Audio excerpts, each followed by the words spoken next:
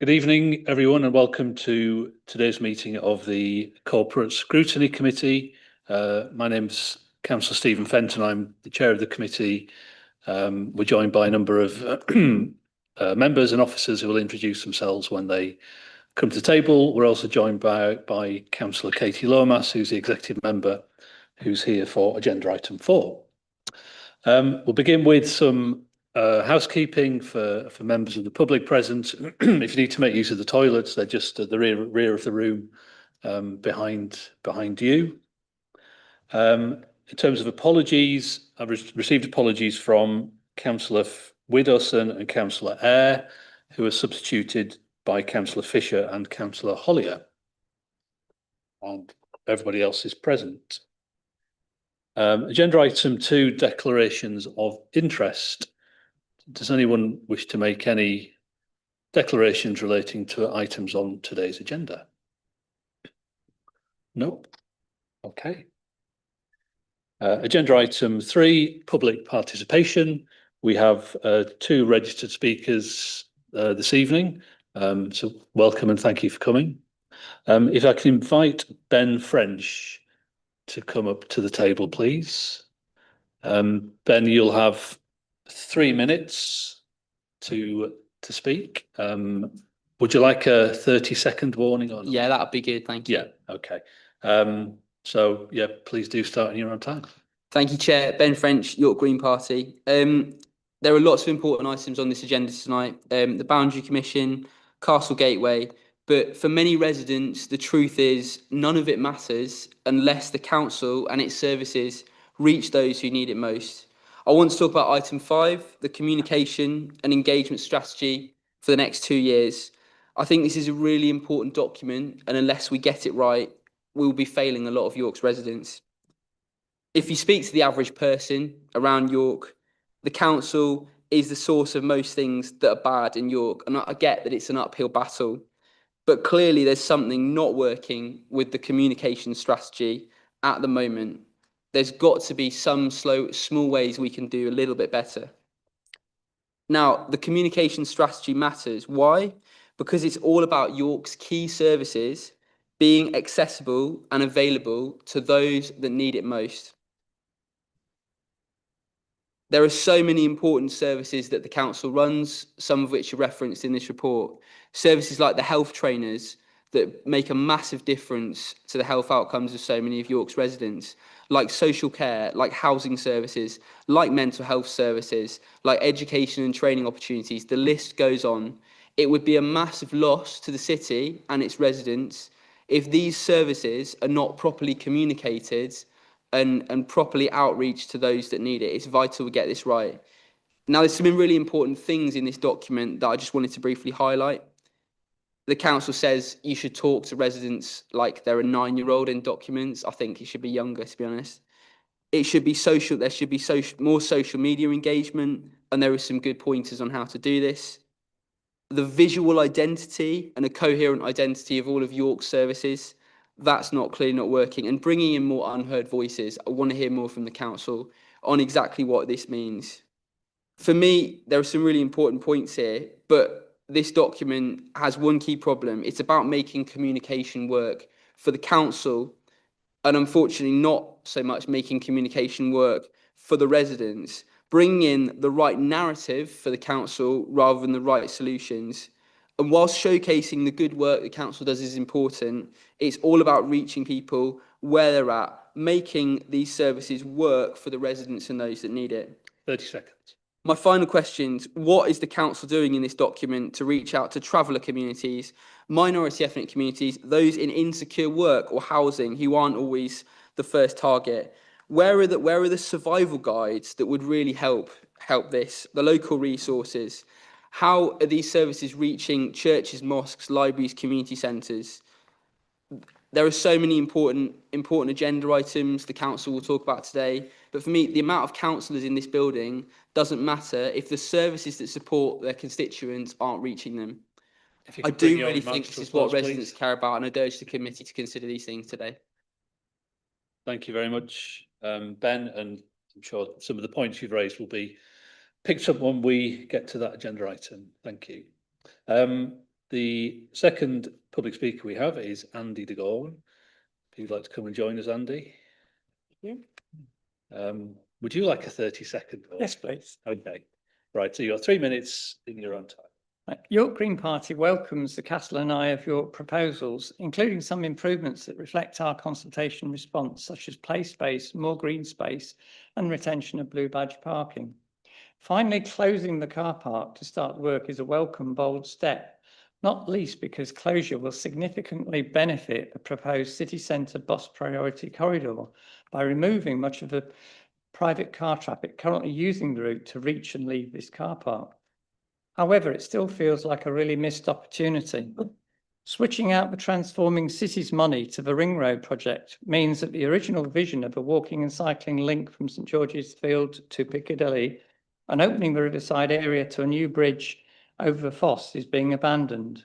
This leaves the Toucan crossing, now in place from St George's Fields over the inner ring road, leading to locked gates and a noisy, dangerous traffic route over Castle Mills Bridge to reach Piccadilly. Similarly, excluding Tower Street from the design leaves a dual carriageway cutting off Tower Gardens from the enhancements on the north side of this busy bus route. Then there's a replacement parking issue, with £200,000 to upgrade Coppergate car park, but no plan to upgrade the parking spaces variable message system to more effectively direct visitors to spaces in other car parks. We need a Coppergate car park spaces stroke full sign on the approach by Castle Mills Bridge to redirect drivers before they turn into Piccadilly. Integral to this work must be bus priority from Tower Street into Piccadilly and a reconfigured layout at the Coppergate car park entrance to make the left turn in easier, whilst at the same time maintaining clear passage for buses on a well-signed bus and access only section of Piccadilly. It's clearly not acceptable for bus services to be delayed by 15 minutes or more by getting stuck in a queue for a council car park. And finally, Mayor Scaife has indicated a strong desire to see secure cycle parking around the city centre, which is desperately needed to allay fears of bike and e-bikes thefts, which we're all concerned about. Many bike owners, in particular, currently either avoid the city centre or come by car on basis of concern about bike thefts. The Coppergate revamp is an ideal opportunity to provide e-bike charging and parking in conjunction with shop mobility services that are based there. 30 seconds. And also secure bike parking for anyone.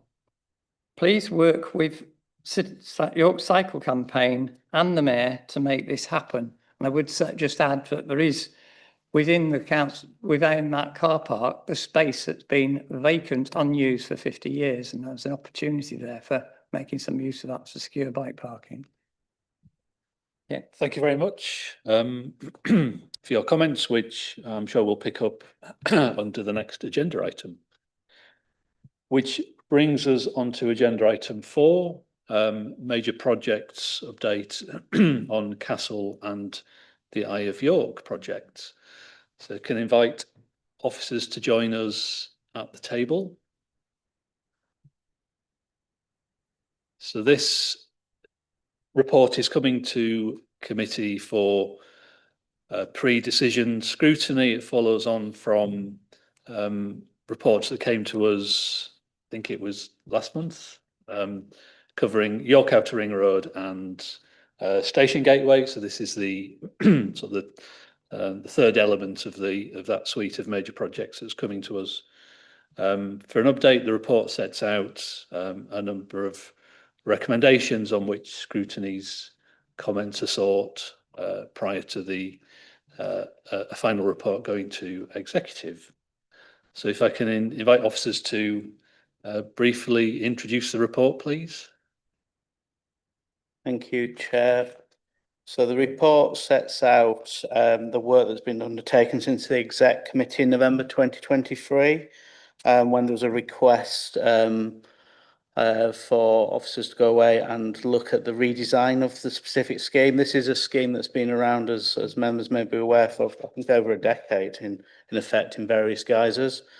So this report seeks a movement from the development phase, which effectively it's been in its various guises, to a delivery phase. So it's seeking the relevant delegations to progress the procurement of the contractors, to appoint the contractors and to deliver the specific scheme as set out. The scheme as set out will deliver quite significant benefits to the city as a whole. It will provide a new core green space, both presenting affordable presenting space for Blue Badge and accessibility, new quite exciting play provision with a whole scope and range, and also creating quite a stunning new public park, and a quite significant element of biodiversity in the core of the city. And as we know, in terms of with the weather shift, those spaces are becoming increasingly important in terms of, particularly in urban environments. As a part of the works, we're also proposing to invest in the Coppergate car park, as outlined by the previous speaker. I will pick up in terms of the comments made around cycle parking, etc., as a part of the scheme development, because we've not developed the actual scheming around Coppergate, so we can absolutely pick those elements up. We can also pick up the signage, because there is a separate scheme that I've got in terms of signage to car parks. So we will be picking that separately within the core capital programme in any event. And also there's a separate scheme to come to members in and around the sustainable travel corridors, which looks at the bus network. So a number of the items picked up by the previous member of the public will actually be picked up in separate schemes in any event, which is a connected approach to the investment in the core of the city centre. The scheme itself, just mind of time, but the scheme itself, the capex originally we picked up was 15 million, not fully funded, might I add, at that point. We have worked through the scheme and working with partners, residents, businesses, the bid, interest groups, etc. Not only to value engineer, but value add at the same time. So some of the stuff around the biodiversity, whilst actually cost less because there's less physical infrastructure, adds significant benefits to the scheme at the same time. So the scheme, currently the capital is running somewhere between about 9.2, I've got exact figures here, but it's about 9.2 and 9.8. It is still subject to going out to tender. But that has been worked through in terms of our external cost valuers, but also we've run that lessons learned from Castle Gateway, and so we've run that through internal processes as well. And we have added in a risk element to that, and also an inflationary element, because it will take time for us to get to this stage to actually to the site. There will be a relevant element of revenue implication to this. So in terms of the capital, the proposal is to include that within the WICA funds that we've already got secured. There's about but overall there's about 1.5 million of additional capital required. That will be worked within the 3-year. This is a 3-year programme, so that will work within the 3-year capital existing capital provision. So we're not proposing to create additional capital borrowing.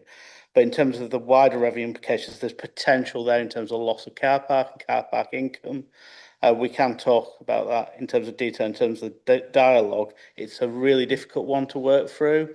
We've had a big shift in terms of parking fees and such like, which is changing the way in which people park in the city.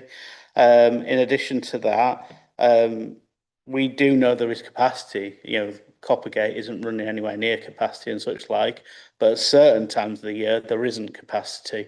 But at the same time, there are certain times, Christmas and such like, we are also trying to encourage more people to use our park and ride facilities. So there's a bit of a push-pull effect in that respect, but it's likely to have a revenue impact, and we've said it's somewhere between 90 and 500k to allowance in terms of the medium-term financial plan, and that is allowed for within that medium-term financial plan.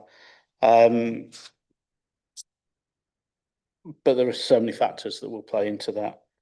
Happy to take the rest as read, Chair, and to questions. Thank you. So members, as Gary alluded to, this project has evolved, and there have been discussions and debates in the past about previous iterations of the plan. Our role here this evening is to comment and feedback on the plan that's currently before us. As with our role with all major projects, we're looking. It's more of an overview in terms of put that tree there, not there. It's really how this plan ties in with council priorities and other strategies that exist. So that's sort of the level of oversight that we've got here, which we can hopefully make some points, add some value to the project as it progresses to the next phase of decision making. So, Councillor Taylor.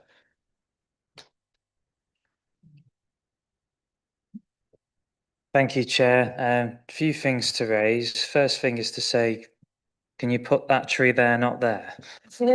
Only messing. More seriously, very brief point. Welcome the Coppergate car park stuff. I know I've raised it by email. I'm sure other people have too. You're probably working on that long before I sent an email about it, but I know it will come as reassurance to people who are concerned about the shift in car parking capacity. So that's really good to see. Related to car parking, and you touch on the revenue impact that this will have in the medium term, and how there's a degree of uncertainty around that because of the different things involved. I wondered if, as the scheme moves forward, next to any projections around loss of revenue, we could look at other measurements that are related to that sort of shift in car parking, such as, I don't know, air quality or reduced congestion.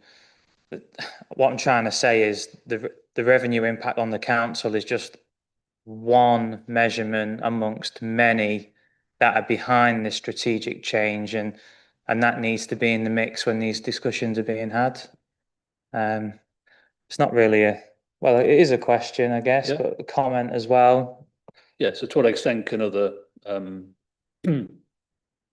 factors be considered in the balance in terms of loss of one thing, but a gain elsewhere?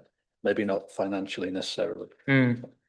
So, if I Yeah, may, yeah. So yeah, and they're very difficult to quantify to a single element, and at the same time, we're going to be overlapping with sustainable travel corridor, various other investment in and around sustainable travel across our network. So certainly that's the rationale and the outcomes that we're looking to achieve.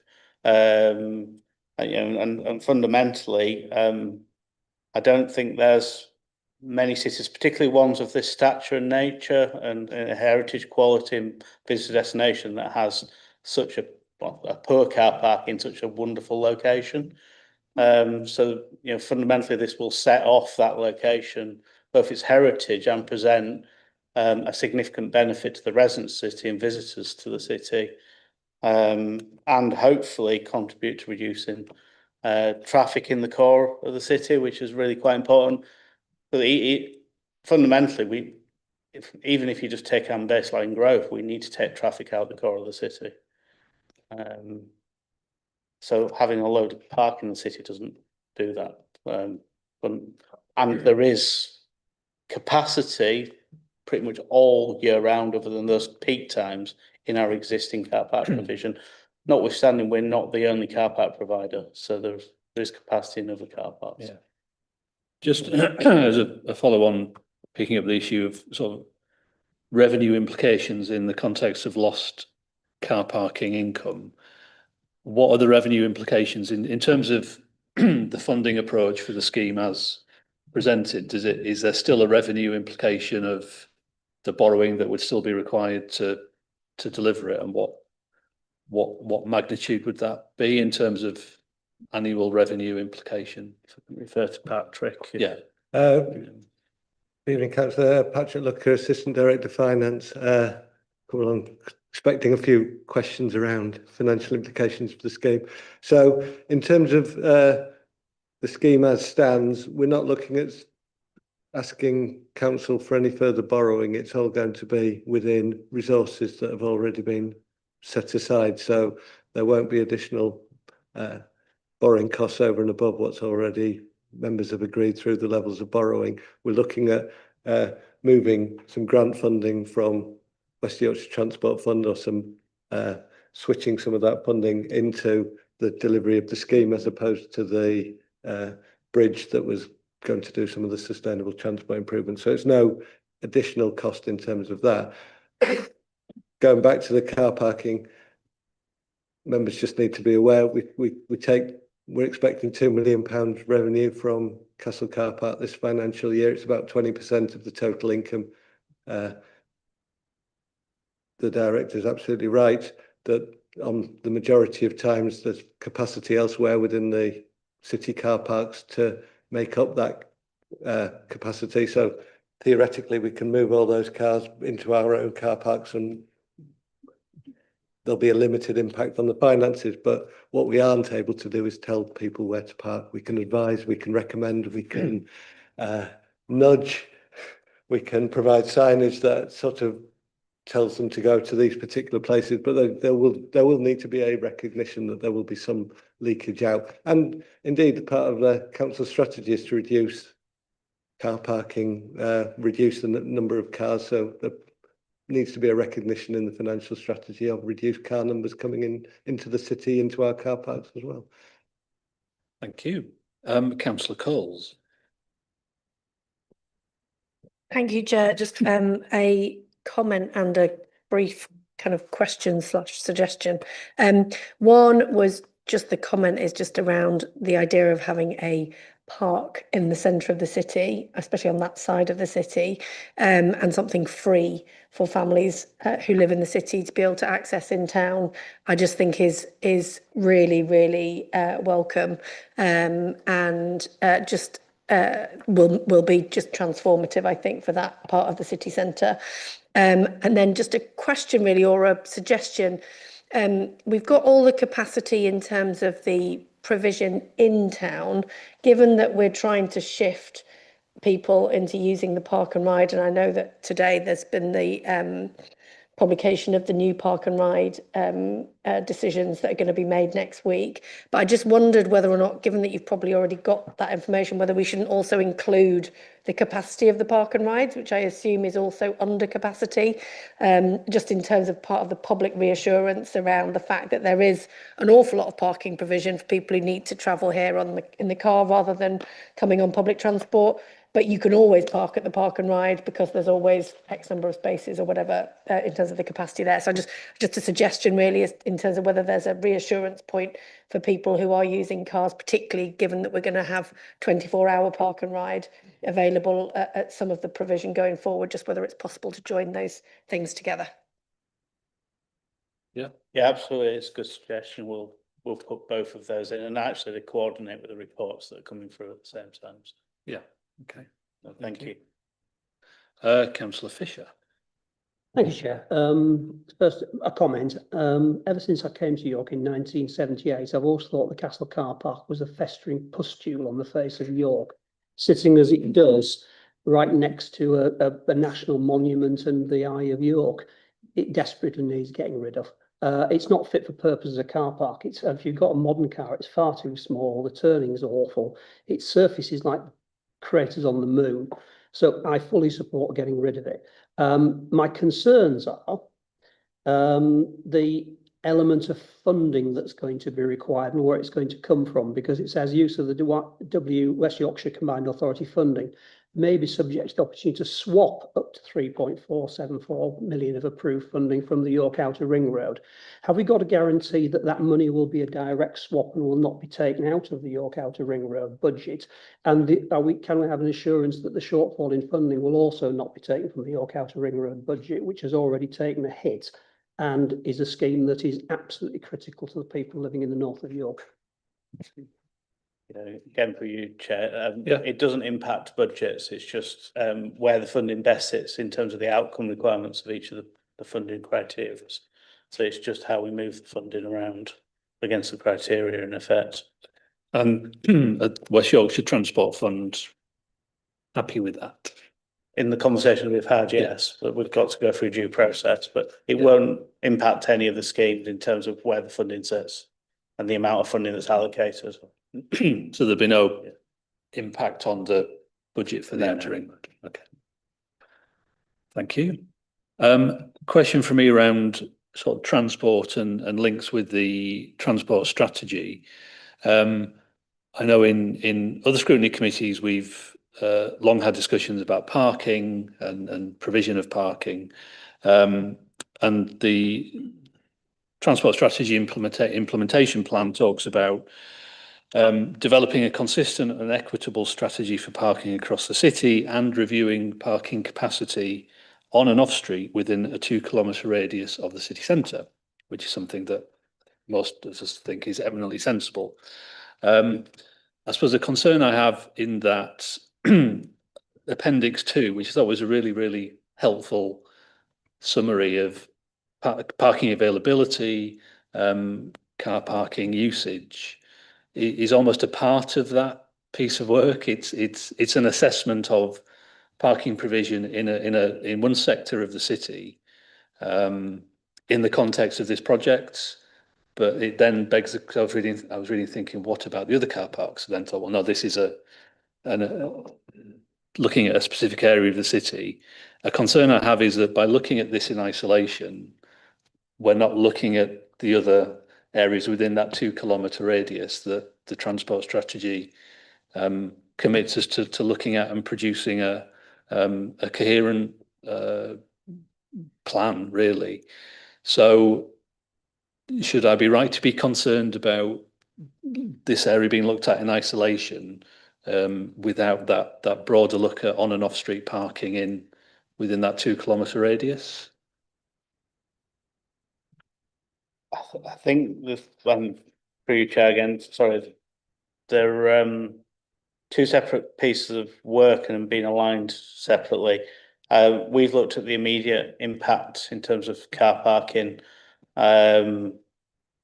not that wider strategic piece of work actually needs quite a lot of work to get there. So some of the work we're doing, except it's not for this commission today, but just people aware, we're trying to get the data right across all of our car parks.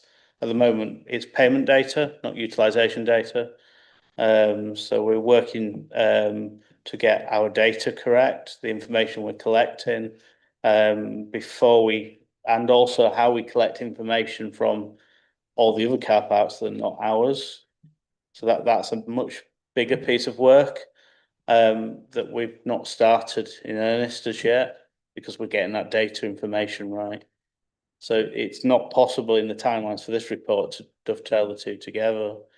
I wouldn't, given the direction of travel is to, whilst it's not overall anti-car, it's to reduce the number of cars coming into the centre and to move people to public transport and cycling, but by providing a much better offer in those areas. So, investment in cycle routes, investment in public transport, it still meets that direction of travel. And I don't think you'd ever get a perfect. Well, yeah, no, I think I was just wanting to understand what else is happening. So thank you for the explanation in terms of that, because yes, you're right in terms of both the previous administration and this one, through the climate change strategy being quite clear, I think, about the direction of travel. But obviously there've been a number of other things in the mix in terms of looking at sort of non-essential car journeys within the city walls, which obviously has involved Coppergate in those conversations as a car park very much within within the city walls. So I think it's just what I've been trying to do is see where this scheme fits within that that wider piece of work. And just having some assurance that that there are other things happening or about to happen. There are certainly other things happening, but the data is key in that respect. And fundamentally, I think it's already mentioned, we can only nudge, obviously having less car parking as a nudge at certain times of the year, and those times of the year we know we want we want people to be able to use our park and rides and public transport, which is why we're making that investment. But we need to get that data right in order then we can help in terms of the strategy and policy we apply to that nudge, because we don't have that data around utilisation, both in terms of how long people are actually staying and utilising the car parks. We just have payment, but also where people are coming from, whether there is a multitude of short stay. Some of the data we're collecting will enable us to actually apply our strategy and policies, which will come back to yourself at once we've done that work. Yeah. No, I'm sure certainly the place scrutiny would very much welcome a discussion about parking. Councillor Merritt. Yes, on just picking up you know the discussion that's just been taking place.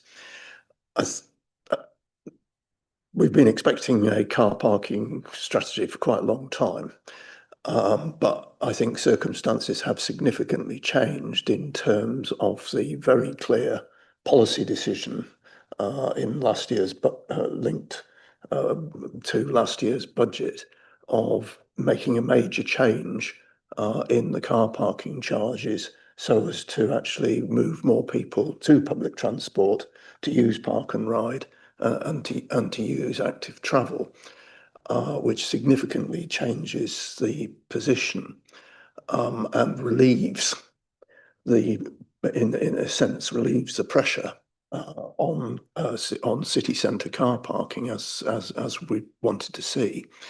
I actually think we need to see this in the context of a place decision.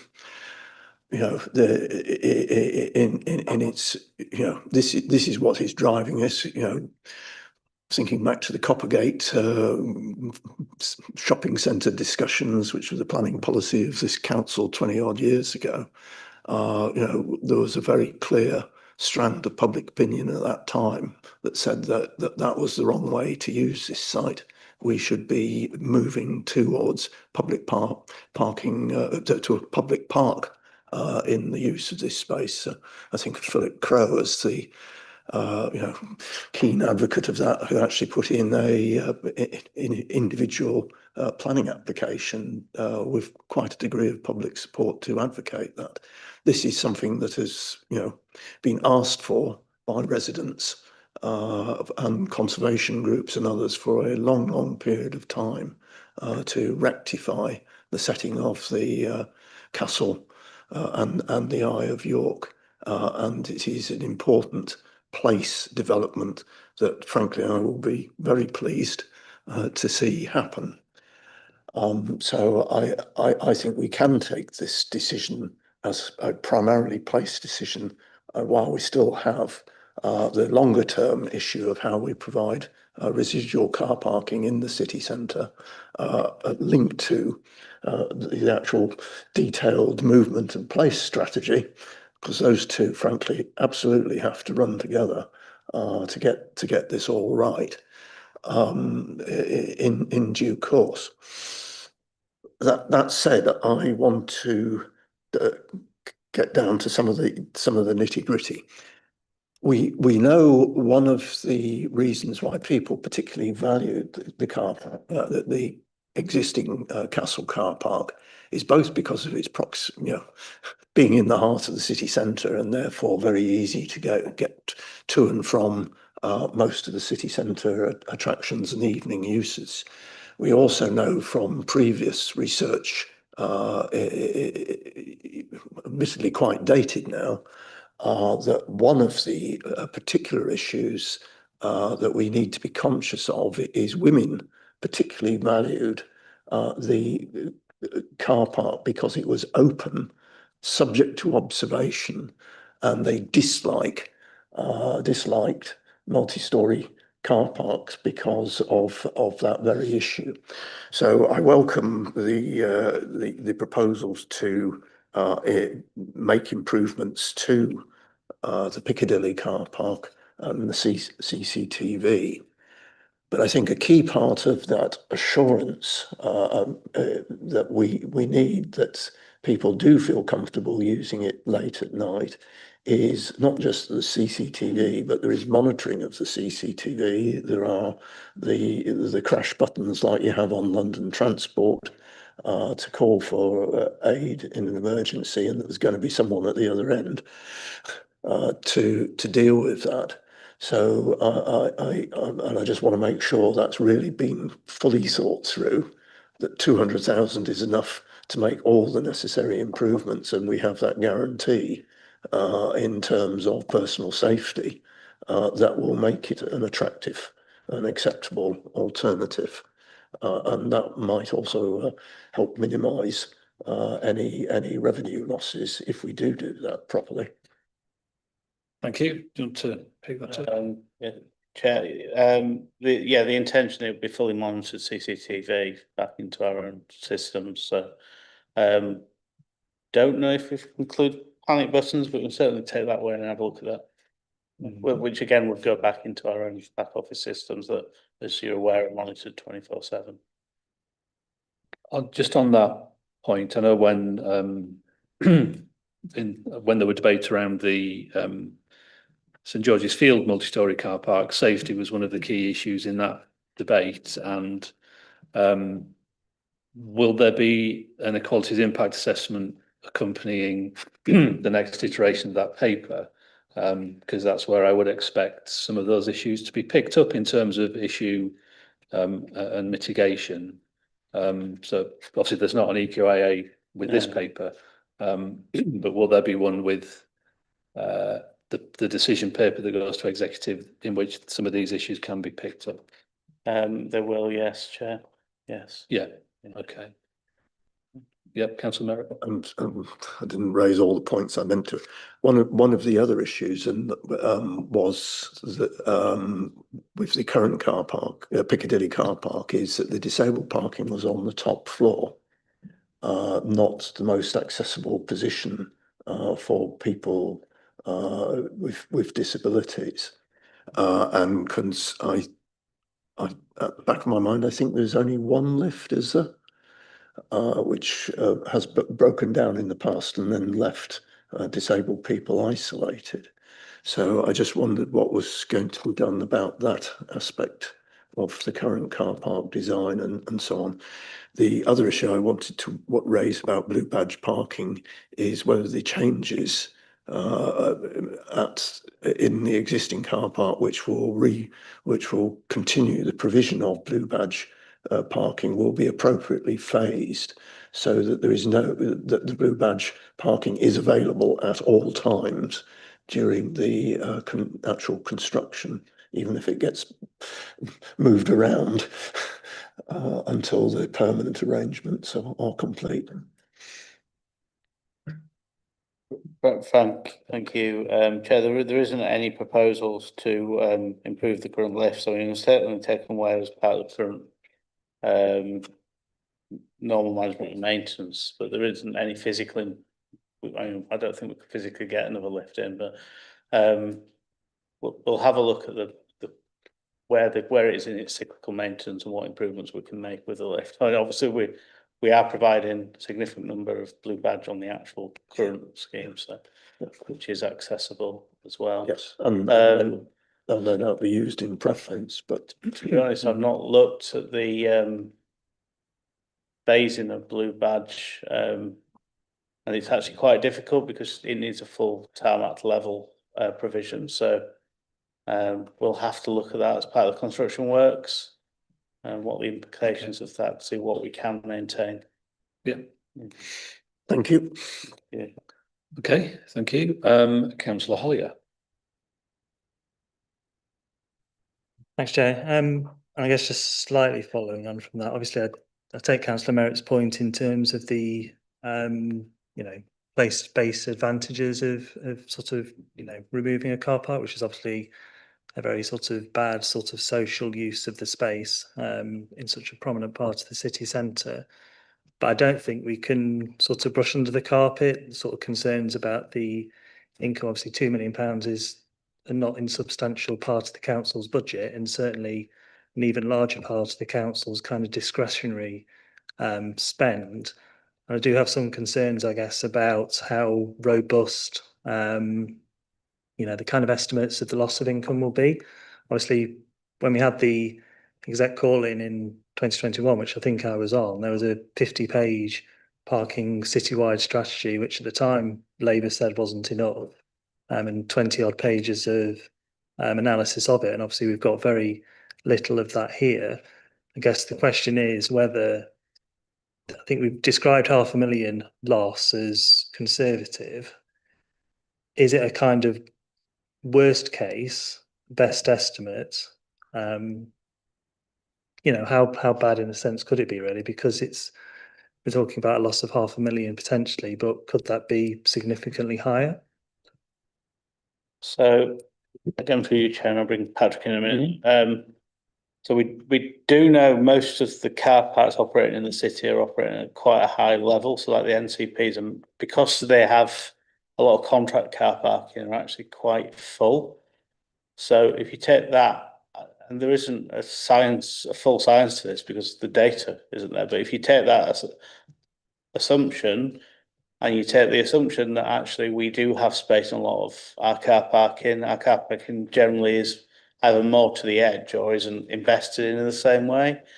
And that if people are still to use the car to come here and still need to come here for various reasons they do, you're unlikely to lose, well, you won't lose the full 2 million. So the 500k is a sum that we've worked through collectively in terms of what that worst case scenario could be. And it could be 90k as we've referenced. It depends on how people choose then to use other car parking or public transport. There is a scenario, and I know it has a revenue implication. There's a scenario that everybody thinks, well, the investment we've made in park and ride, and they all shift to park and ride and that capacity. I mean, it's unlikely on that quantum, but actually that's working from the strategic perspective, but would then lose funding elements. And it's a real difficult balance there in terms of strategically, we want more people onto park and ride. Park and ride, however, is a subsidised service, but we are subsidising it anyway in terms of that core baseline. So any additional there is made up as revenue, but it's not the same amount of revenue that you get from the car parking. So the 500k is our collective worst case scenario based on a number of different factors, but there isn't the data there, and also we aren't the people collectively. Some of us maybe people parking, but we're not the collective whole, and there's choice. Yeah.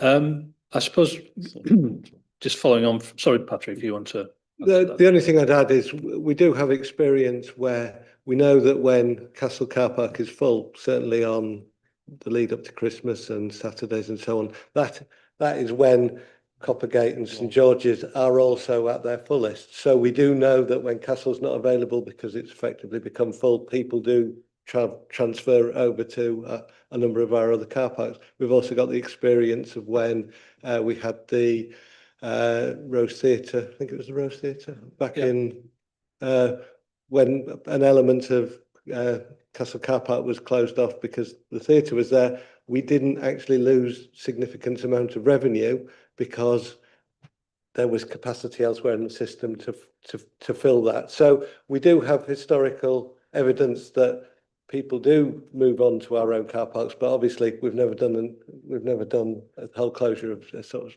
car park that raises £2 million. So there has to be elements of uncertainty, which is why we are suggesting we do need to make an adjustment in the longer term finances. But it does also seem to match the aspirations of the council in terms of reducing the number of vehicles going into the city, which is good on lots of other levels. Thank you. Just following on from that, in terms of, you're right, in terms of second guessing, we know what behaviours we want to incentivise, but in terms of requiring that is more difficult. In terms of sort of input and thoughts from city centre businesses, to what extent has their input kind of shaped some of the estimates in terms of what a business is telling you about what customers are telling them in terms of whether they're noticing more people who are saying, I've come in on the park and ride, or I would have parked in that car park, but I've chosen a different one. Is there any kind of soft intelligence that you're getting through through contacts with business. And for you, Chair, we don't have that level of soft intelligence. I mean, we've done a lot of consultation engagement on this scheme with businesses working through the bid. As you know, there was quite a significant amount of negative response initially. There's less so. I mean, there are some individuals, obviously, that feel that they will be impacted by this, as there will be with any kind of investment. There's always a push pull there, but one of the biggest feedbacks we constantly had was actually the Coppergate car park and the need for that to be 24/7. So I think there will be a nighttime economy benefit there that actually, from a safety perspective, because it is close to the urban environment and lit, is actually safer on a late evening than the castle kind of place. So. Yeah, no, that's helpful. Is that something you might want to bring out in the report in terms of that kind of feedback from business? But Councillor Watson next. Thank you, Chair. Yes, this is it's a curious site, isn't it? The site of a prison, the site of executions, and in the 1930s, the foundations were laid for a new town hall, which never were built, which is one reason why the site is of very little archaeological value, because that was all destroyed when those foundations went in. I think a number of us have been involved with schemes in the past. I certainly spent a lot of time on a development brief back in, I think it was 2006, and I think Councillor Merritt was a party to that. But there is a consensus, I think, that this is an area which does need a sense of identity, I think I'm going to say, because that is something it has always lacked, certainly in the time I've known it. Can I, couple of points. First, an arithmetical one. On page 12, top of page 12, the totals. Column 1, I think, should be 508, and column 3 should be 3. Am I correct?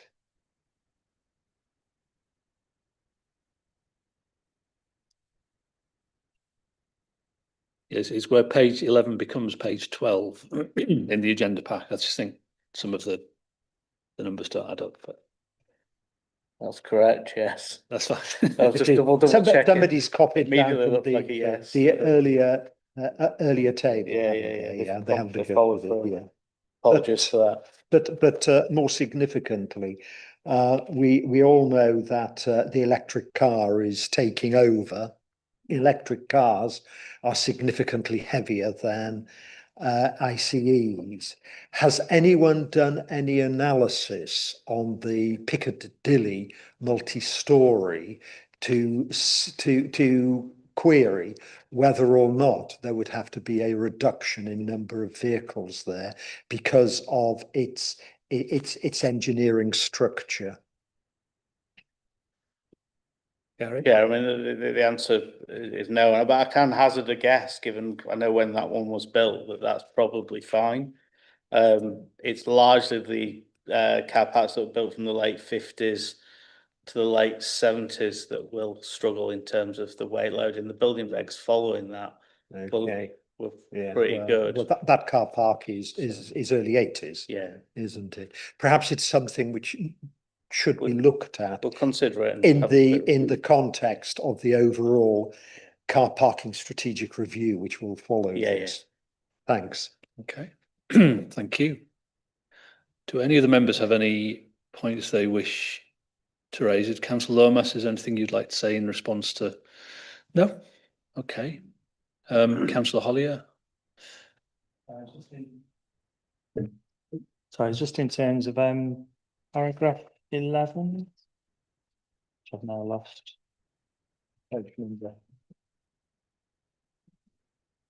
Paragraph 11, cost and funding update. Oh yeah.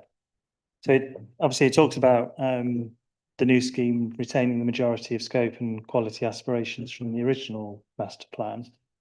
But I think on page 25, appendix 1, there's a bit of an admission that there's quite a, a serious, in this case, simplification, and particularly in terms of the sort of event space. I do think that's a real kind of, loss to what the scheme could have been, because obviously that's something York is quite deficient in, that sort of, smaller scale, I guess, event space. Just wondering, is there any sort of capacity to include something along those lines?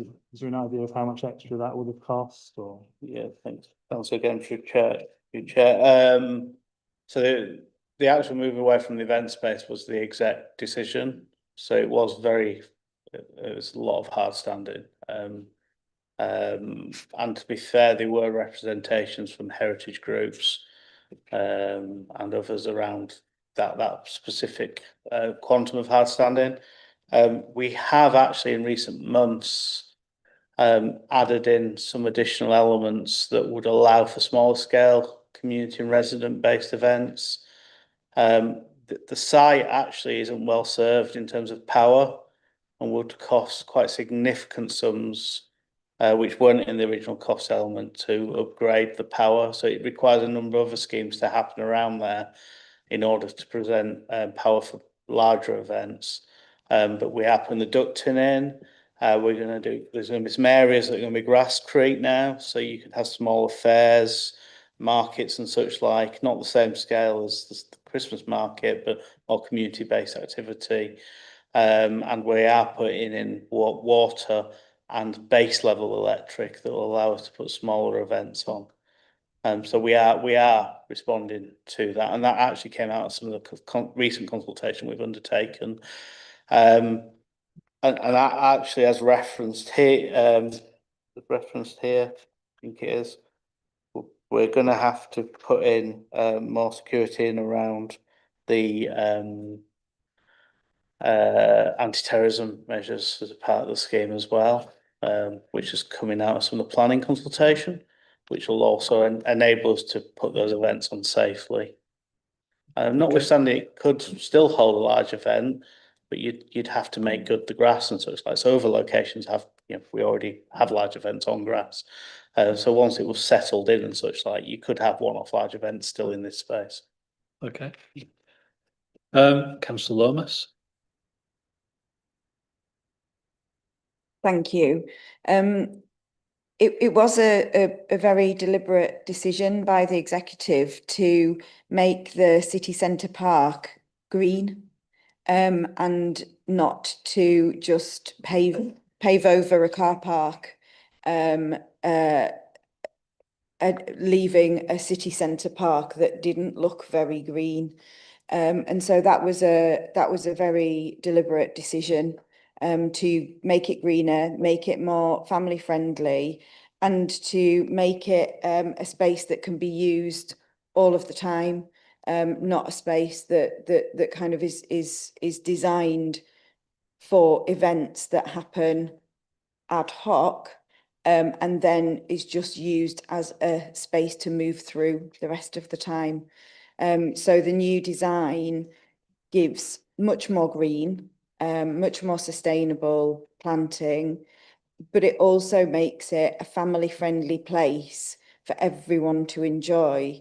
And I think that what came across very much from residents in consultations, in the various consultations over the whole length of time that we've been talking about this, was that they want to see something that benefits them day in, day out, and that gives them a more family-friendly feeling in that city centre. We do also have to be very mindful, as Councillor Watson referred to, of the setting of this place. And we have to think about very carefully how we use the different parts of this space and how we remain sensitive to the history and all of the things that we need to always keep in our minds and understand about all of the different things that have happened in this space from 1100s onwards, that should be a space that we can enjoy and use, but also give opportunities for reflection and learning and thinking alongside all of those benefits for our residents in the city centre. So I think it's important to look at this as something that hits all of the criteria, that meets the objectives that everyone had in removing the car park and replacing it with something that was for people rather than cars. We also have to remember that this is not the only space in our city centre that we could be used for bigger events. We've got other areas of the city centre that can be used for bigger events. We're just about to have, the biggest regeneration project we'll have seen in a very long time at York Central, which will offer opportunities for opening up that side of the city centre for use in different ways. And we shouldn't say, well, just because it looks like that is a place that could be used for events, that is the only place that could be used for events. And I think that very strongly what came across from residents in consultation was that them being able to engage with smaller events that were more family focused, events that made use of nature and green space and being outdoors was very much their preference. And I think, this scheme will deliver that. Thank you. Conscious of time, I've got a couple more hands, and then we'll move on. Councillor Fisher. Thank you. I expect the answer to this will be no, and I hope it will be no. One of the most attractive parts of the original scheme was the bridge over the River Foss, which I think would have been a huge asset to the people, who wanted to walk around the city centre in peace without having to go along Tower Street or past the delights of Wetherspoons. Is there anything in this scheme that will preclude that being provided at a later date should funds become available? There's a yes and a no. So fundamentally, this when I reviewed the scheme, the actual bridge is on an area of very, very special biodiversity interests, and extremely special. As members will be aware, we have to mitigate that impact, so you'd have to actually re-provide that. And given it's a river ecology, it's not something that would be easy to re-provide or recreate. So fundamentally, it was taken out at that point, not because of the finances, because actually to deliver it, you're probably looking at a 3 or 4 year process in terms of. So you absolutely could, but the mitigations are significant. The cost of those mitigations would be significant, and given the timelines in that we wanted to deliver this quality park, we've just decoupled them. Okay. We'd need to consider that as a separate scheme and whether we'd want to progress given the impacts it may have. Yeah, and I'm sure that would be sort of separate debate at a different time as and when there's something to consider. Thank you, Councillor Watson. Thank you, Chair. Just following on from that point, the development brief of the noughties provided a bridge towards the city centre, as opposed to the gap between the two museum buildings, and possibly that's something to be borne in mind as continued redevelopment goes on the Piccadilly side. But Gary, you mentioned a few moments ago the idea of having markets on the site, and I wonder what liaison there has been with the court service, which of course is running a very busy Crown Court in the building on the southwest side. You, Chair, probably. I don't think we've engaged with the courts in that respect. I mean, the markets would be attracted to the other side in any event, and it's already got a lot of parking and users on the site. Yeah. So I can't imagine it would. Given I know in terms of the design and where we're talking about where the events would take place, I wouldn't have thought there'd be any conflicts, but we can engage. Well, historically, there has been a conflict where for some years the roundabout facility was provided on the grassed area, and that made working in that building incredibly difficult. Oh, right. Okay. And I know, I remember the ice rink there as well, which I liked, but there you go. Councillor Lomas. Thank you. I think what is probably important to consider is that in the scheme design, we have been very careful to be sensitive to what else is on the site. And so if you look at the details, the planting is designed to specifically discourage people from lingering on the court side of the Eye of York. The seating likewise designed to move people away from the court side of the Eye of York. Events like markets wouldn't be on the Eye of York. They would be in the grassed area up near by the side of the tower. So pulling people and the pulling people away from that court side.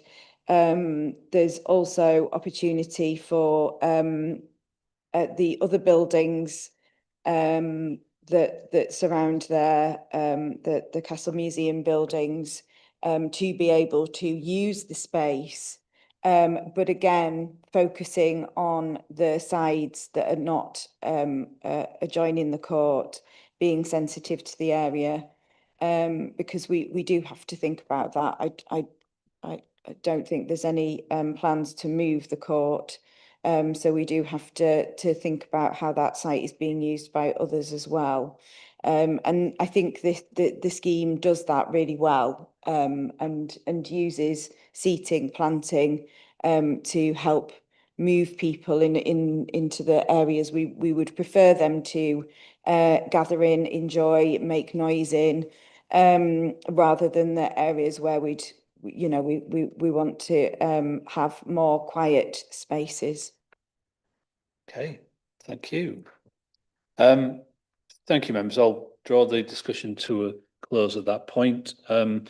Just in terms of some notes I've made on some of the suggestions members had in terms of when we consider or estimate financial impacts, maybe to include other measures of benefit that may be not strictly financial, to refer explicitly to park and ride capacity in the context of explaining parking provision, because that would ultimately be something we want to encourage. Refer to the wider parking strategy work that was mentioned. Make sure the EQIA refers to safety aspects of multi-storey car park usage, linked into some of the suggestions around improvements to Coppergate in terms of location of blue badge parking, as part of that piece of work, and reflecting where possible sort of business opinion, which obviously, as you said, will be varied, but that would probably be worth including as well. Councillor Merritt. Can we say as a committee that we generally welcome the project? Because I think everybody basically said it's the right thing to do. I think. Yes. Well, yeah. Sorry. Yes, it's the project has evolved, but I think in terms of making better use of that site as a genuinely attractive and accessible and welcoming space for residents and visitors, we all want to succeed and wish officers all the best in delivering it. So thank you. Thank you. If we take a quick 5-minute break before we move on to the next item.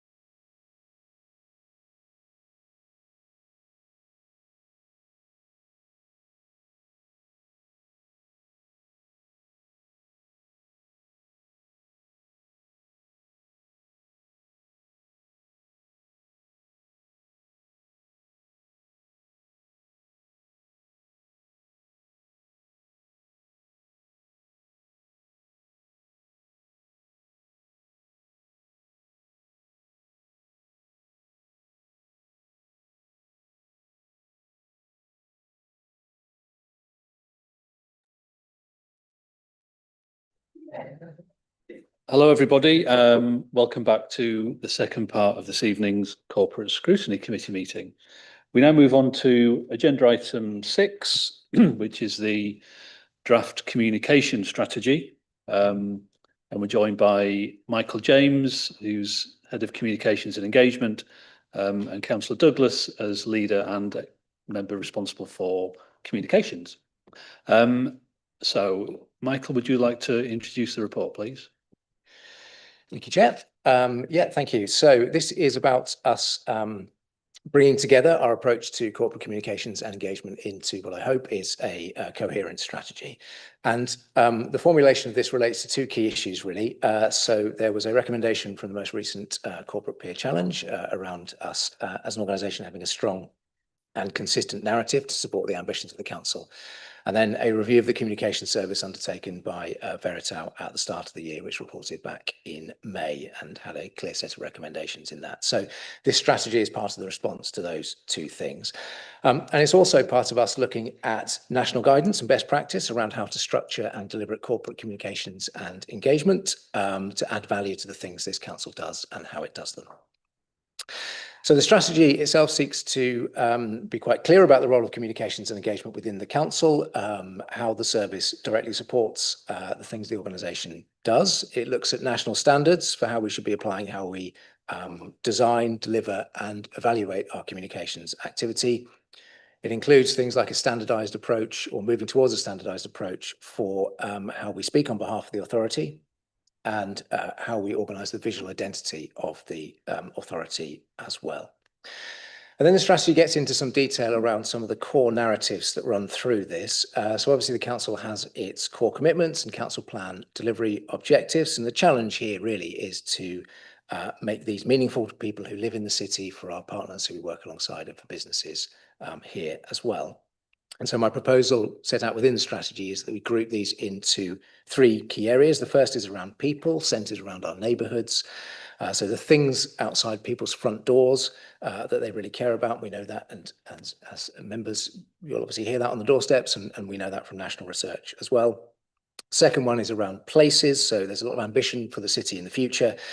So how do we support a positive conversation around the work that's happening in terms of transport and growth? So that's the second one. And the third one is around climate sustainability. So lots of different activity related to that area of work. But how do we bring that together in something that's meaningful for people?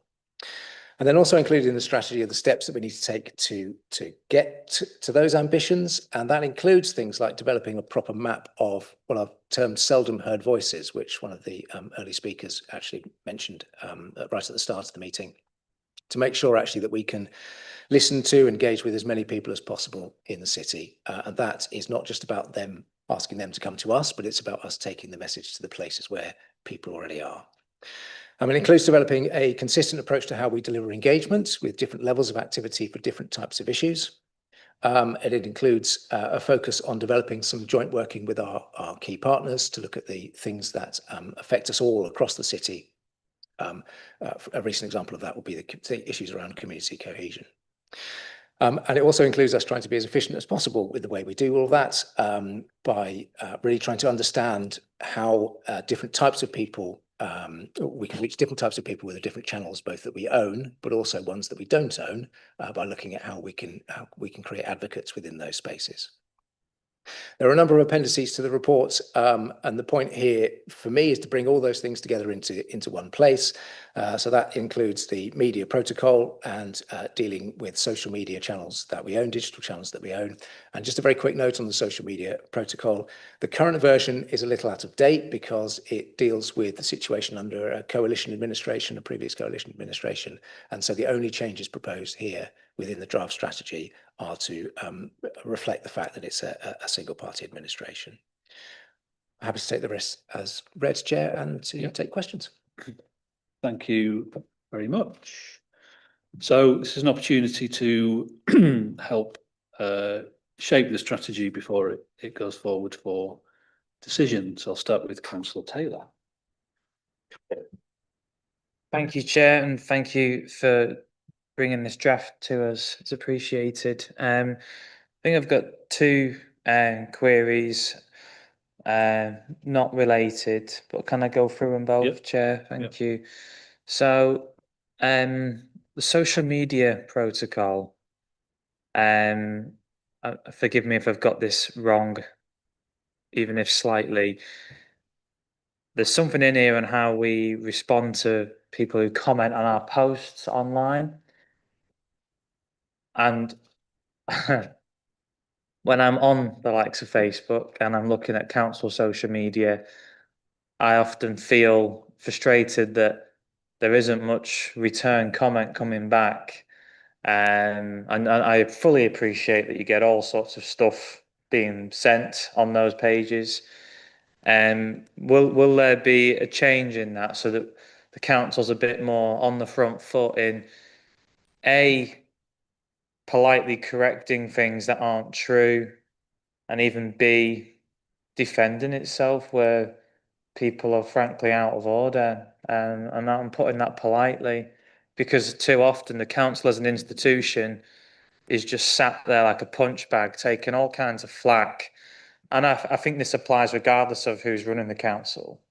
But as an institution, we've got people working extremely hard in very stretched services. And we need to do better at defending that. But that's my first thing, Chair. Would you be able to respond to that? Of course, please? yeah. Sorry. Absolutely. It's a really difficult space to be in, isn't it? And actually dealing with disinformation and misinformation is a really tricky thing to do. And I think there are two things that we can do, part of which is set out in the strategy. And the first is I do think there's a challenge here, isn't there, around us ploughing more resources into dealing with the misinformation and disinformation in just a very factual way in that online space. So that's one thing. But the other thing is as well that the strategy seeks to do, because I don't think we're ever going to win that battle as a thing in itself, is for us to get better at creating some advocates within those online spaces. And what we often find is that actually some things start to self-correct a bit. Now, that's not always the case, but actually if we can get a bit better at having a sort of bank of people who are kind of a bit more on our side, really, and advocates dealing with particular issues, which is set out here within the strategy, then those are my two sort of themes for how I think we need to deal with that as an organisation. I would love to have an enormous amount of resource to be able to respond to everything. And that's part of the big challenge that we've got with all of this. There is a finite and small, compared to other organisations of a very similar size, amount of resource.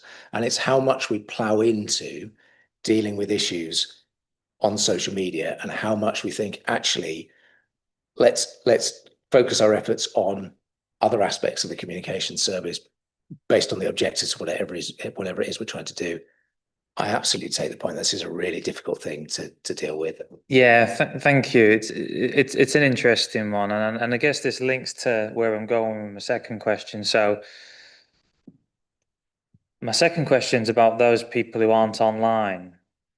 And so almost to come back to the first answer, I want to say, if the council looks like it's putting all, if not the vast majority of its eggs into the online basket, then it needs to get better at the retort in various social media spaces. But to come back to the residents who aren't online issue, the public speaker touched on this, but not directly. We talk about seldom heard voices, and I think members are being asked to look at whether the strategy will communicate effectively with all groups listed, and whether it will be inclusive and accessible. I'm not seeing anything in this that assures me that residents who are not online, or residents who do have the internet but struggle with it, are going to be brought along with it. And I'm pressing this point because I feel like I raise it every time comms are brought up in these sorts of meetings, but we're leaving people behind. They're not going to be disappearing in the next few weeks or few years. I mean, it's at least 5% of the local population who aren't online, and many more above that who just really struggle using the internet. I'd like to see added to this strategy an overt acknowledgement of that and how we can meet those people. I know it's a resource issue mainly, but I see that as the cost of necessary business for a local authority to take on if we're looking at a communication strategy that is genuinely inclusive and accessible rather than a nice to have. I know that's easy to say. Your thoughts? Yeah, Michael, if Yeah, to respond to that. Yeah, absolutely. And it is, as you mentioned, it is a really difficult part of it as well in terms of the resources for that. But I think we can obviously take a look at making it more overt within there. Absolutely. The seldom heard voices stuff. So I'm just looking at page 66 now, where we've got priority 1 there about enhancing engagement, and that map of seldom heard voices and different audiences, I think, is absolutely key to this, and that's about us being smart about using all the different connections that we've got within the organisation, and us looking at advocates that we've got outside of the organisation as well. And this, for me, creates the framework for us to be able to do that. And it's not an easy thing to do, but I think it's something that we need to work alongside really closely in communications with our communities team colleagues, and indeed understanding working with ward councillors when we're trying to do a particular thing in a particular area around sort of influencers and advocates in a particular area as well. But I absolutely take the feedback that we might need to be a bit more overt about that process within this strategy. Thank you. Thank you. I look forward to seeing that worked in. I'll try not to get too carried away, but fingers crossed. Good. Councillor Merritt, did I see your hand or did I? No. Okay. Councillor Coles then. Thank you, and thank you for the report. It's incredibly kind of reassuring to know that that kind of thinking is already going on.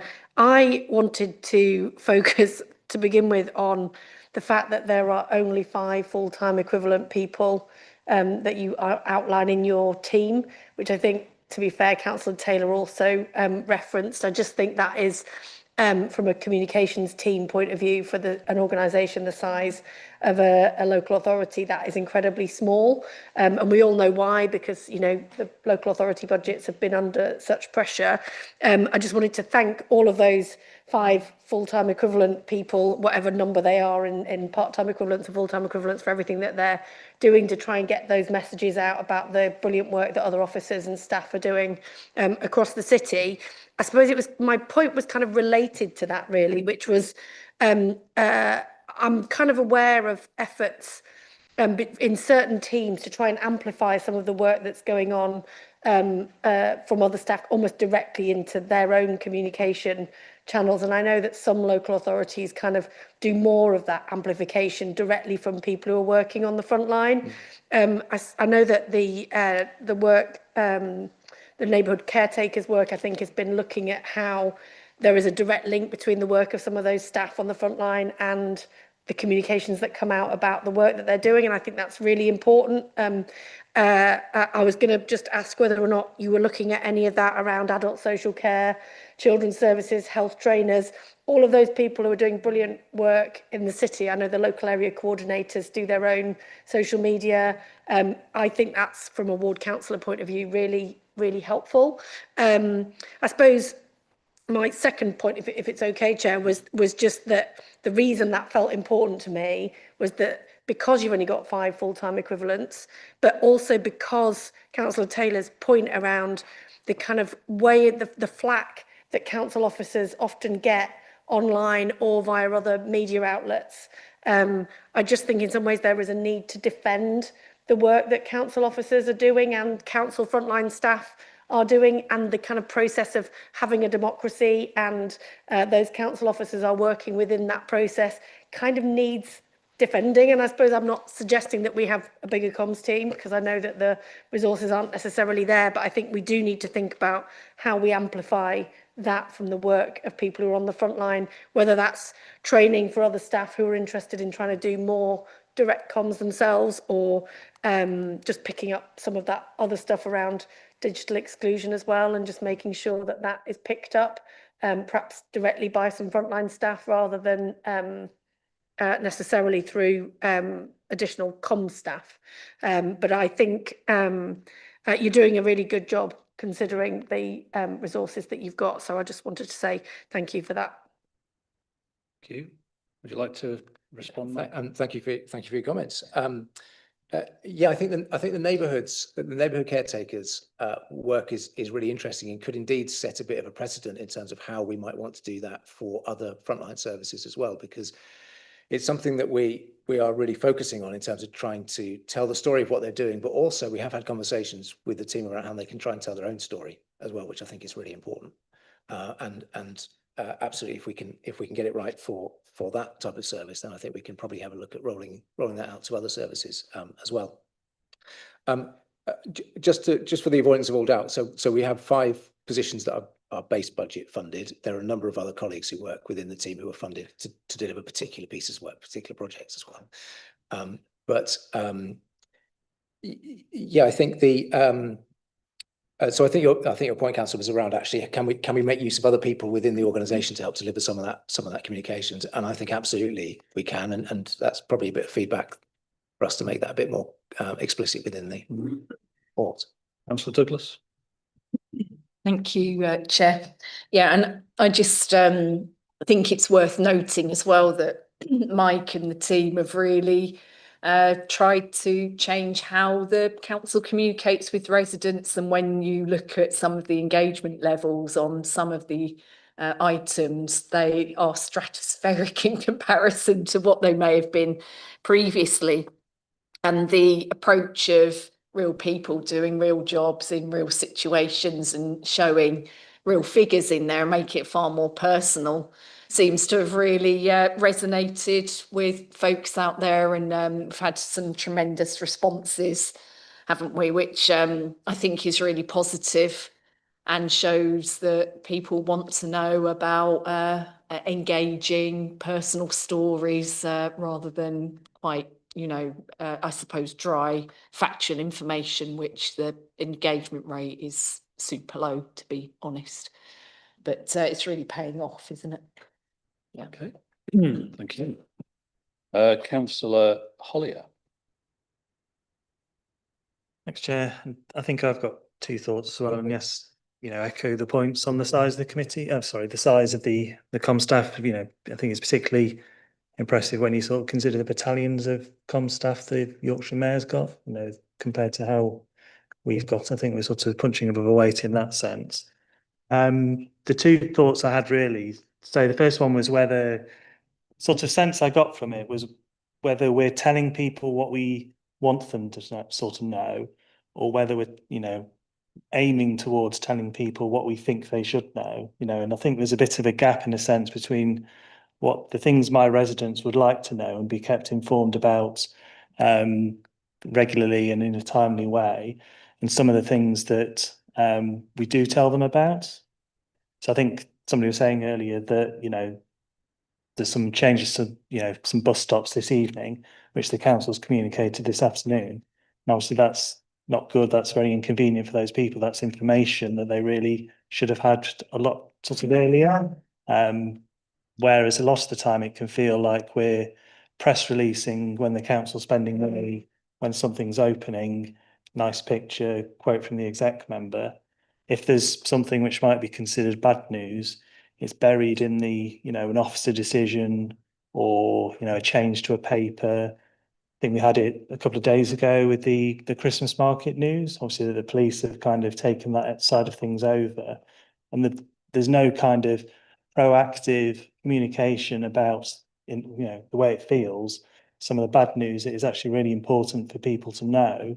It's kind of buried. I wonder a bit whether we're erring a bit too far onto the telling a story about the council, because obviously everybody wants it to be successful and it to be an institution which is valued by residents.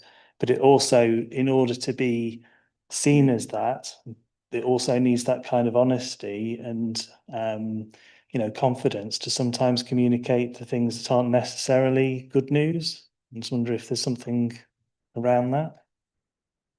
Michael. Yeah, thank you for your comments. It's not a deliberate act in terms of thinking of sort of burying bad news in that sense at all. And within the strategy, I think it's quite clear that access to services is a core part of the reason for being So giving people information about their local services is a core part of the reason for being and what we do within the team as well.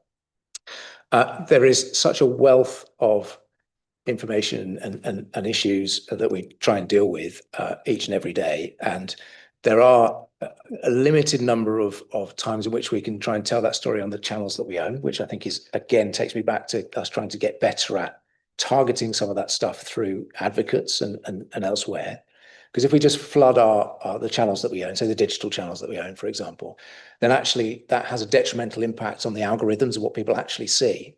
And so people start to not see anything at all. So there's a finite number of things that we should be doing on those channels each day.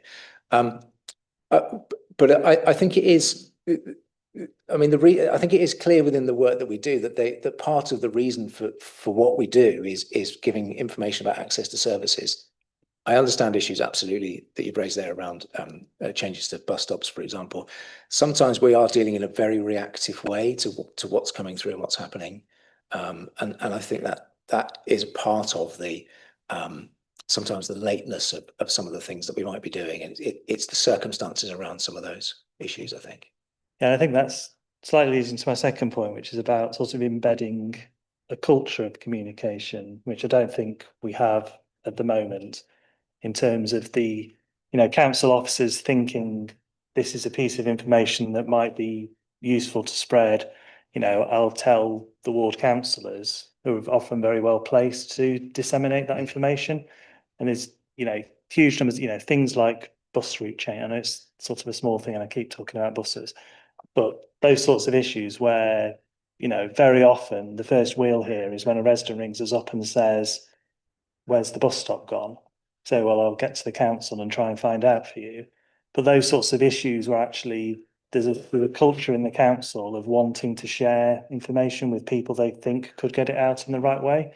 And I think that's partly what we're missing at the moment, is just a sense of people thinking, and go back to councillors, obviously, because we're the ones that very often know where all the groups are, where the notice boards are and things like that.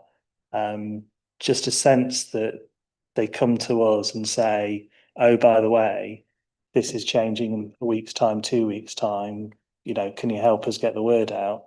And I think that would be something that'd be really useful to try and get a bit more of.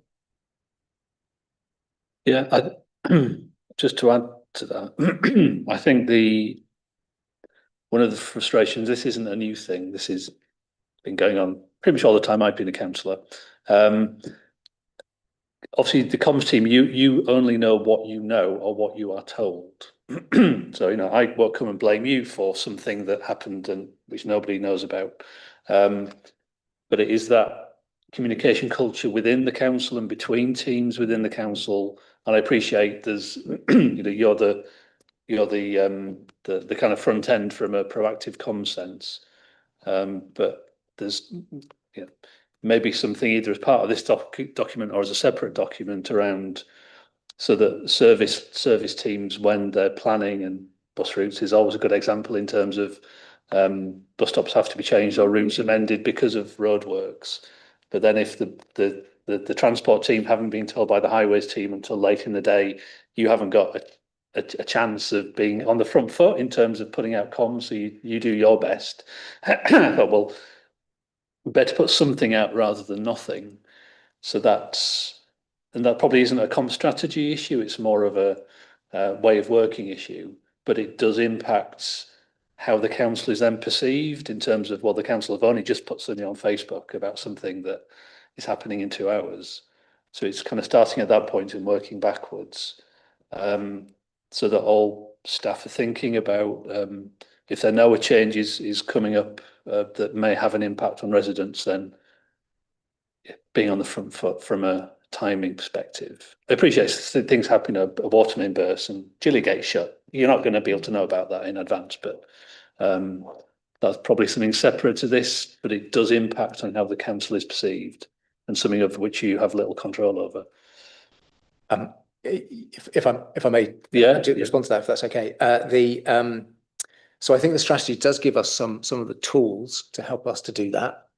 So one of the key things within the strategies around channel mapping. And basically what that means is that we are much smarter about understanding how to reach particular types of audiences, particular segmentation of audiences. Might be geographically for a certain area, it might be demographically. And I think there is something about us making that information available for the rest of the organisation and us trying to embed that type of information into the rest of the organisation as well. But I do think the strategy sets out some of the building blocks to try and deal with that particular issue that's included in there. Good to hear. Councillor Douglas. Yeah, and I think from what Mike has just described in that process as well, it never ceases to be a challenge to encourage the other organisations who feed into some of these changes as well to tell the council and others that it feeds into, bus operators, for example. They could be doing more in that respect, but I think the engagement and renewed strategy allows for those conversations to happen, and you're absolutely right. Just needs to improve, doesn't it? Because it's of benefit to everybody, and not least residents. It's really important. Thank you. I've got Councillor Baxter next on my list. Thank you, Chair. I've got quite a few varied points. One of them was just about the removal of deputy leader from comms or vice chair. I just wondered if there was a particular reason for that, and then sort of linked to that. I guess we saw this a little bit with the situation that's been going on with the flags, but I didn't know if you were able to explain the process between when we decide it's an executive member or a council officer that goes out to sort of give information or explain a decision that's been made or something that's going on, because I think I saw some sort of comment saying that, oh, you know, that officer has drawn the short straw by having to go out and speak about the flags, and then sorry, I've got quite a few points. I can give all of them. Do them in batches. Okay, right. Do three and then. Okay, I'll do. Okay, one more. Just engagement on social media. There's a post up on the Facebook that's a before and after of the neighbourhood caretakers. It's got over 100 likes, and then you look at another post and it's literally got like one.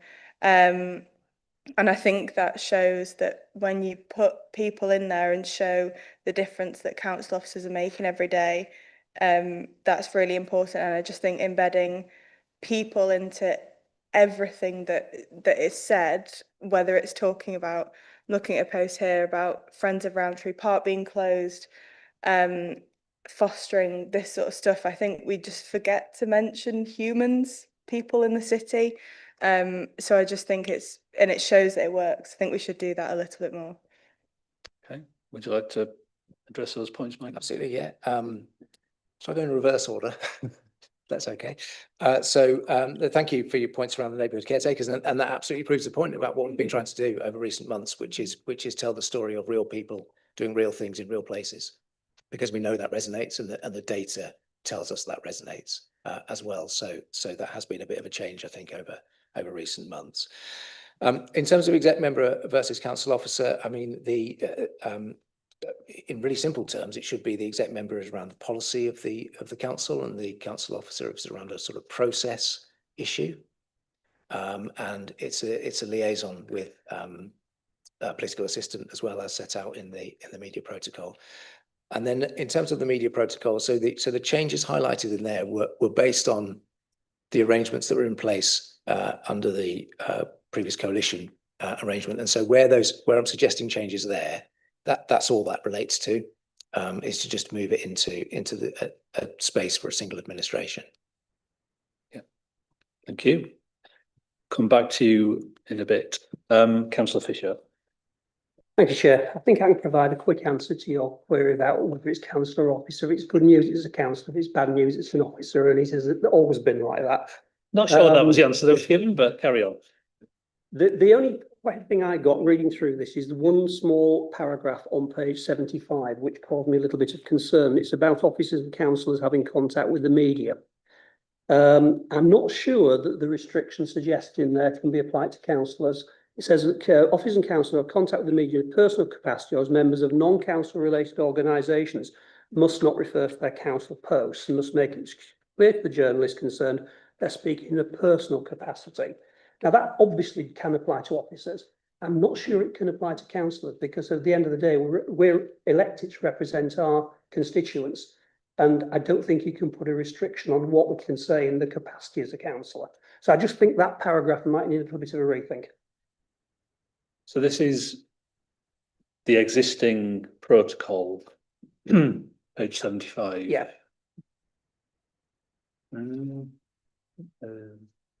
Councillors who are directly approached by a member of the media may make use of. Oh, sorry, have I read the wrong one? I'm trying to find the paragraph. Page 75. Okay. Which paragraph? Looking down the page. Fifth one down, I think, fifth full paragraph.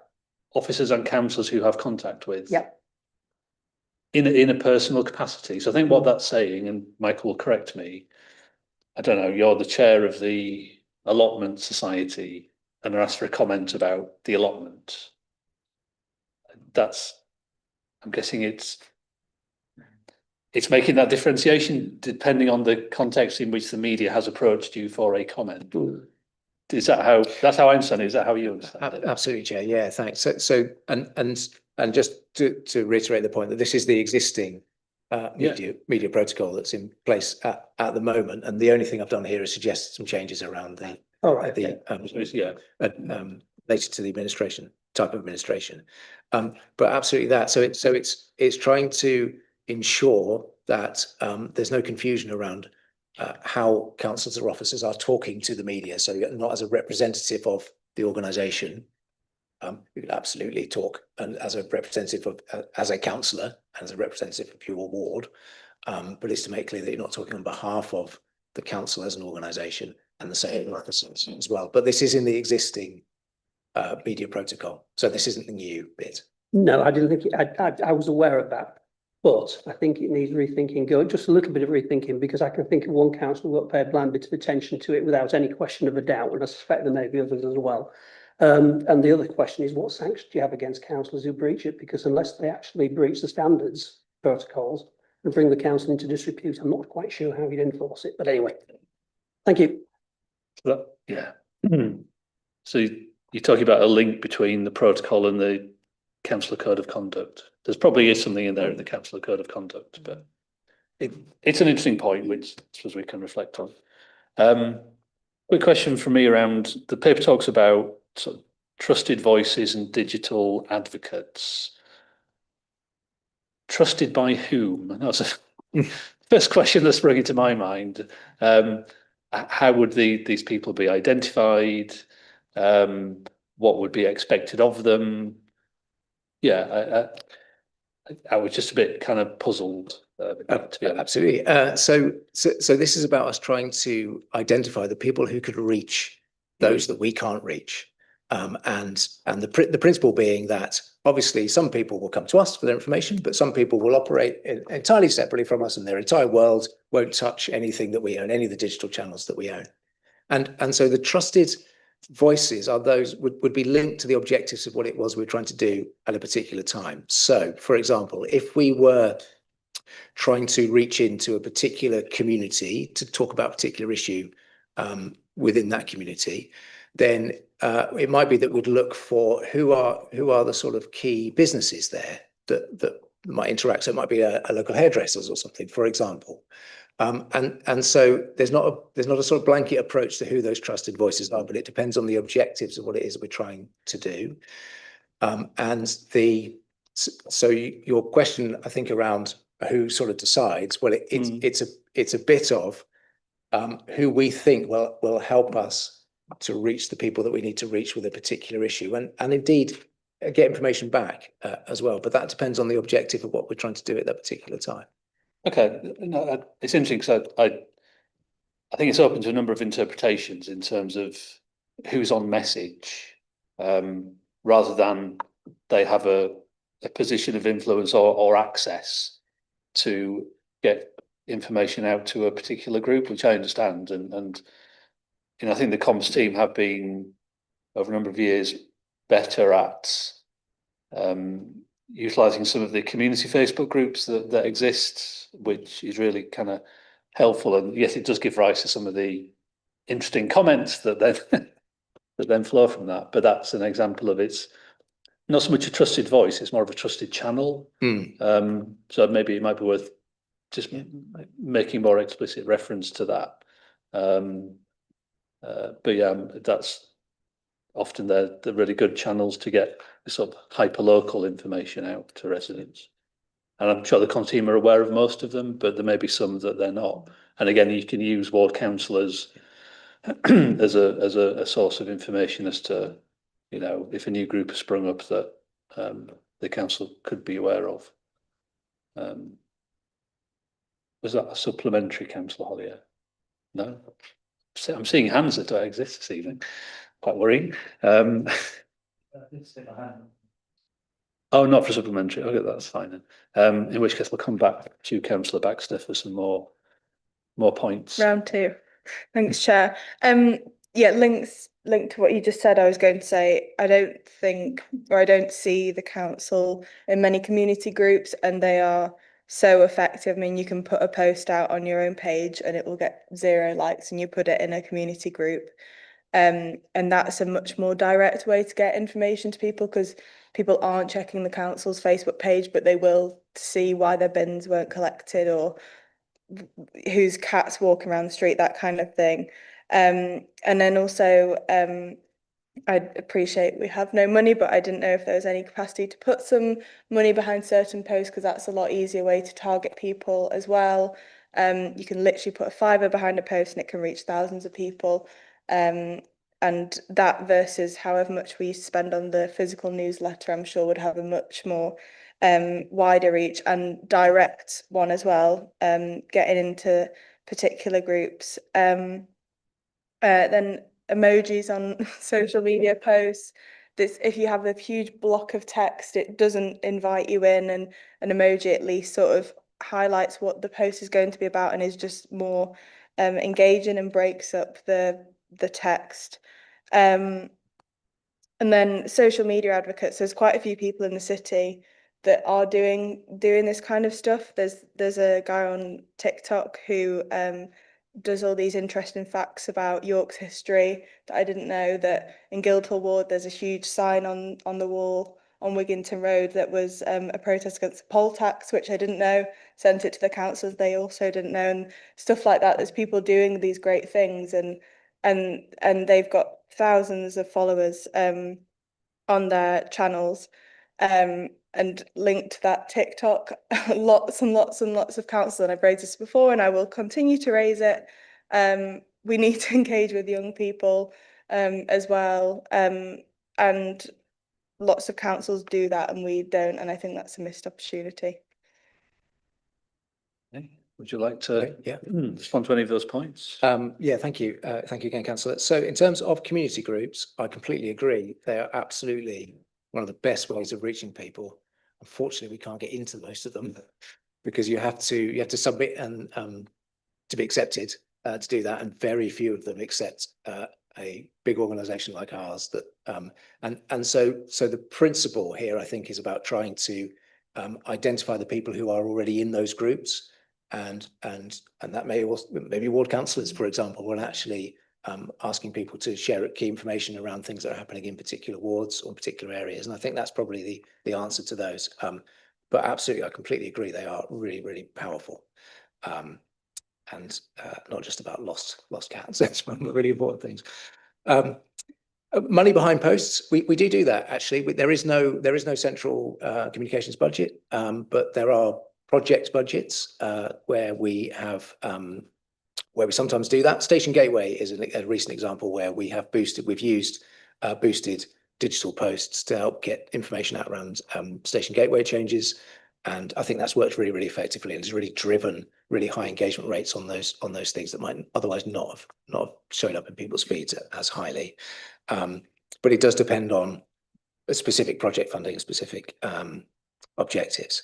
Emojis, yeah, I take the point. I mean, I'm an old man, so but I've got young people in the team. So yeah, I absolutely take the point that that we should look at how we craft the message to try and make it a bit more engaging in that sense. And then that leads us on to the TikTok issue as well. And I think that's a really interesting one that we probably do need to do a little bit of work in terms of understanding the benefits and the issues that might come from that. Because again, my principle really that underpins a lot of this is that we don't have a tremendous amount of resource. So how do we basically try and leverage in that support from other people to help us to deliver our communication outcomes? And so I think TikTok's a really interesting one in that actually that probably takes quite a lot of resource to manage effectively and deliver. And actually, is there something for us around who else is in that space that could be our advocate? But I mean, the world changes weekly, so I think it's something we probably just need to keep under review. Supplementary, Councillor Cole.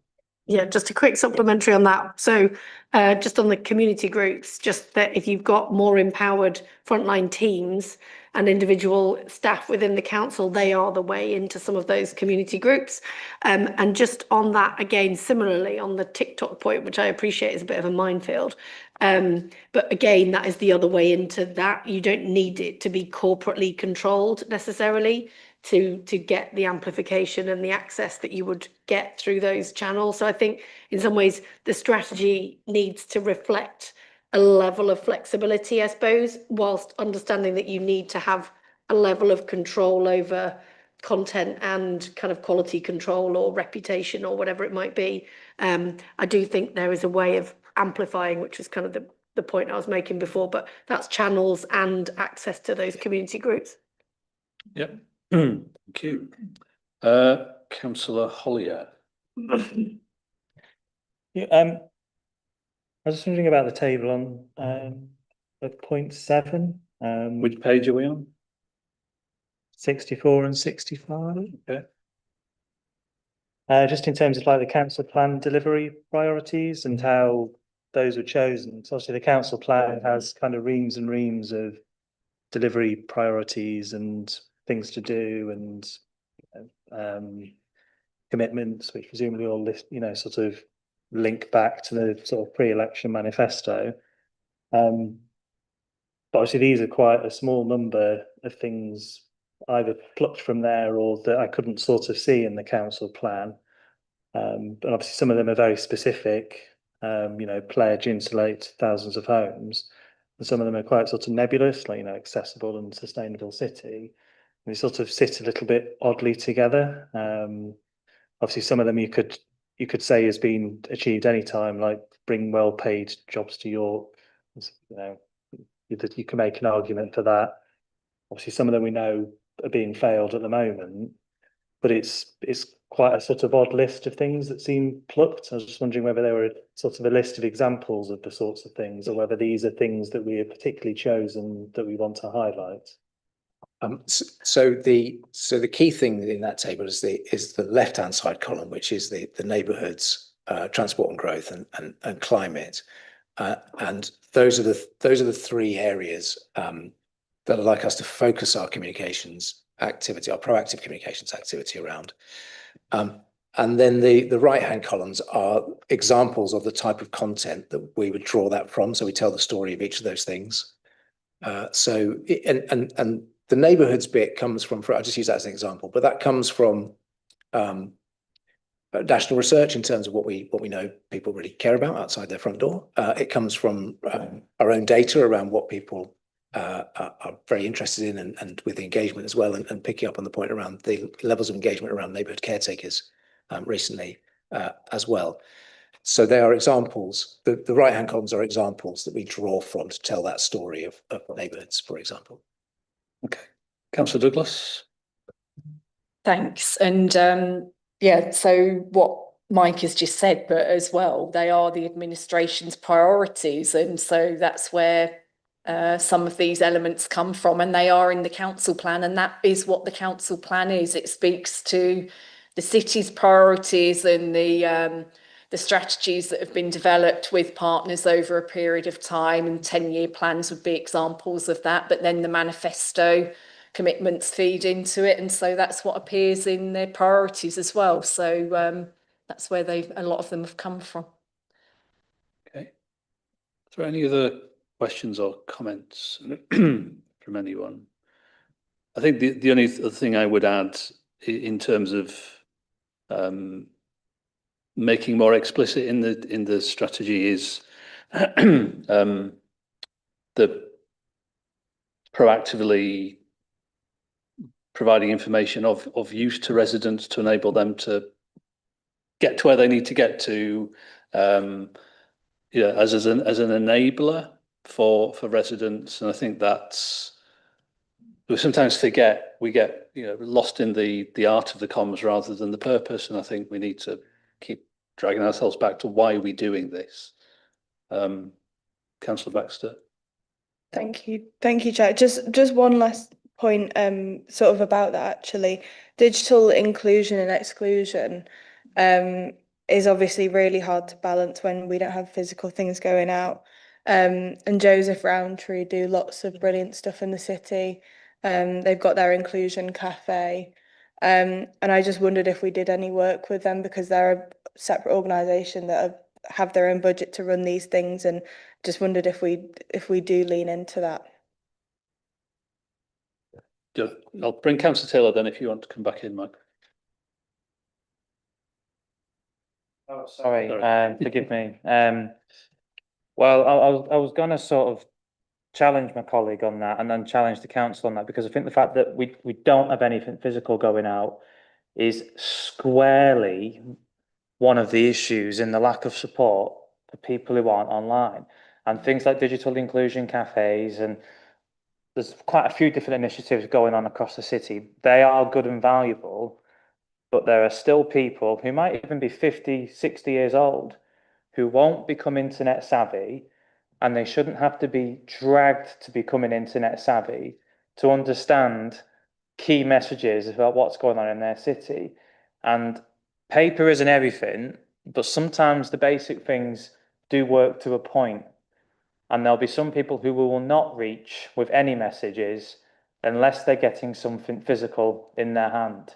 I know it's inefficient in the grand scheme of things, but it's a problem. And we have to start seeing it as a necessary cost of what running a local authority means in terms of communicating with its city. So I don't know, maybe, I don't know if challenge Councillor Baxter is the right form of words, but I don't want to accept, well, I don't think we should accept that things going out in physical form just can't ever happen again. I think that's what I'm getting at with my initial point at the beginning of the meeting. And I think this really needs work. And if we're looking at reviewing the strategy, this is the time to revisit that question. Sorry, I know I don't want to go around in circles. No, that's, then if you want to respond, Michael.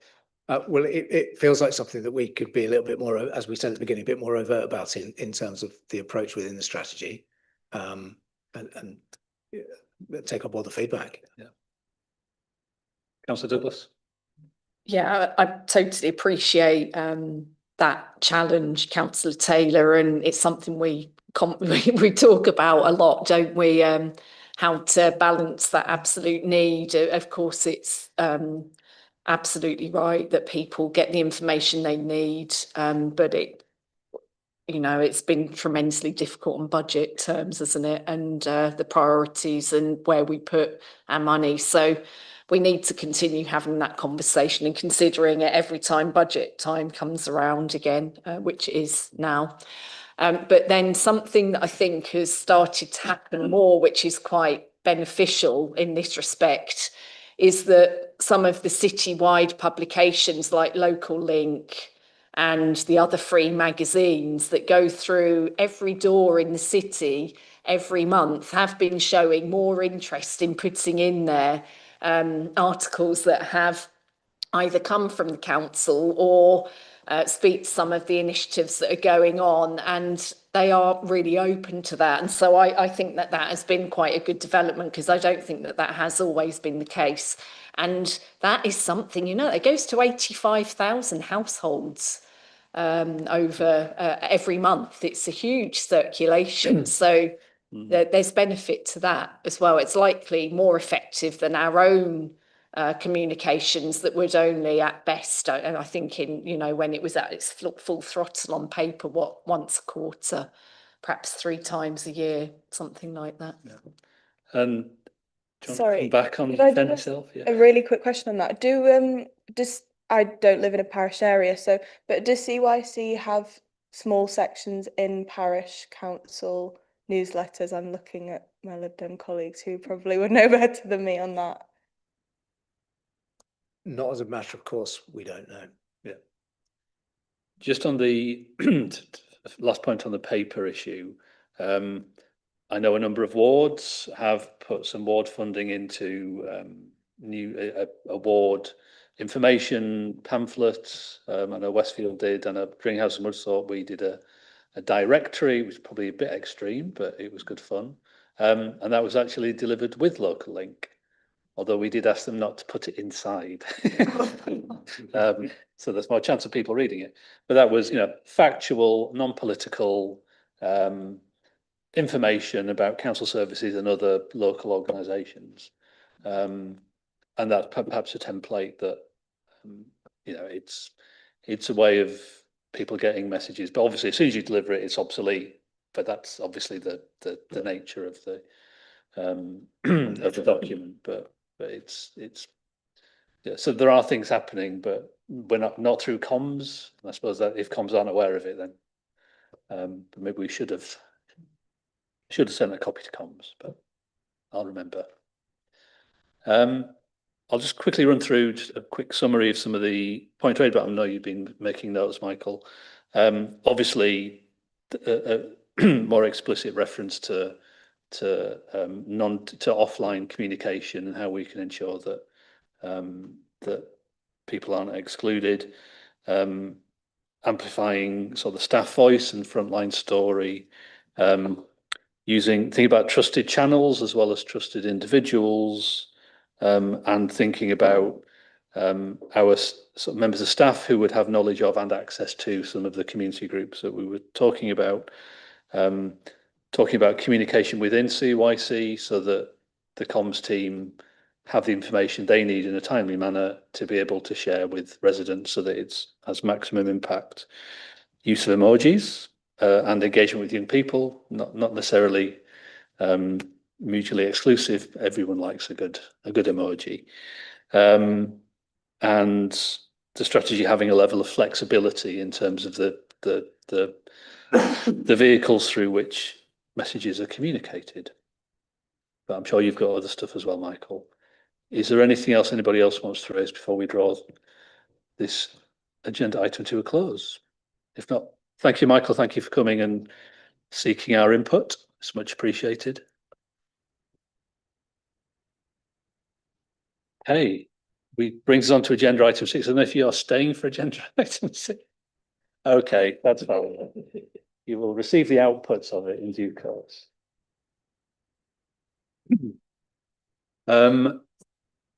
So we move on to agenda item 6, which is Boundary Commission review and a report from the Boundary Commission Task and Finish Group, which has been doing sterling work to a very tight timescale, and we have the products of that work here for us today.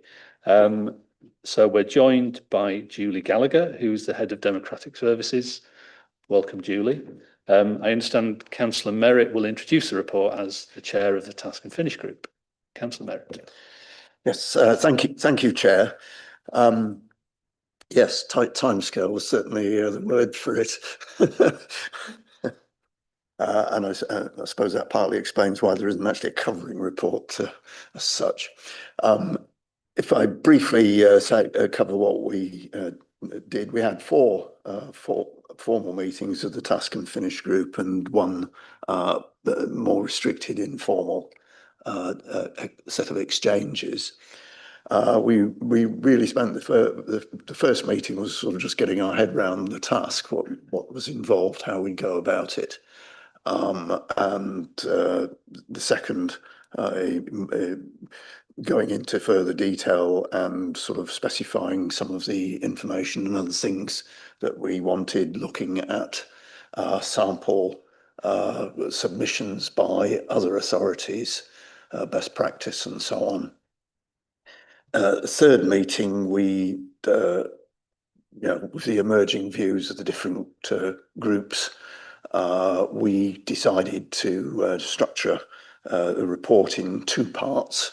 A first factual section, which I need to pay tribute to the officers for collecting all the information, putting it together, Ian Cunningham and Emma Calvert, and Julie in particular for writing it all up into a report.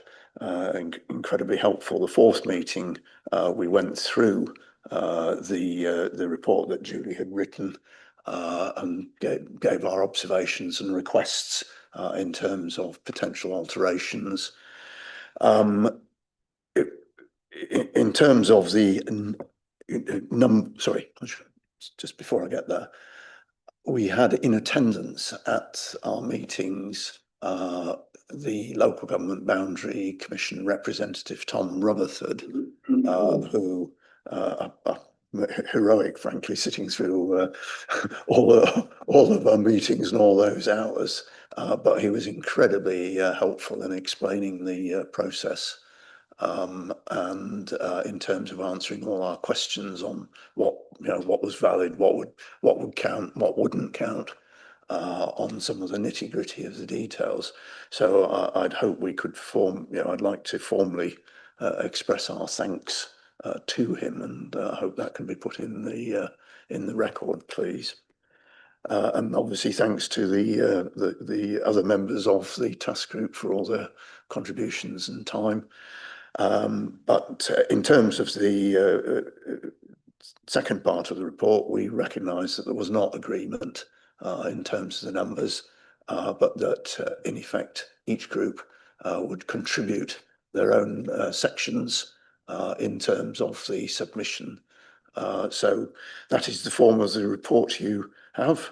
The one particular policy decision that was agreed in part and is included in part one was a view that we should argue for an odd number of councillors to try and avoid the potential politicisation of the Lord Mayor's position, which, whilst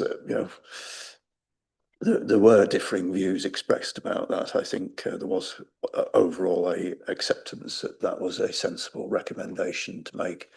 It follows the practice of this council through a whole series of previous reviews, and allows the operation of the current system of rotating the Lord Mayoralty on a points basis, rather than in effect parties being encouraged to impose their own person at key points through the electoral cycle. So you have what we have in front of you.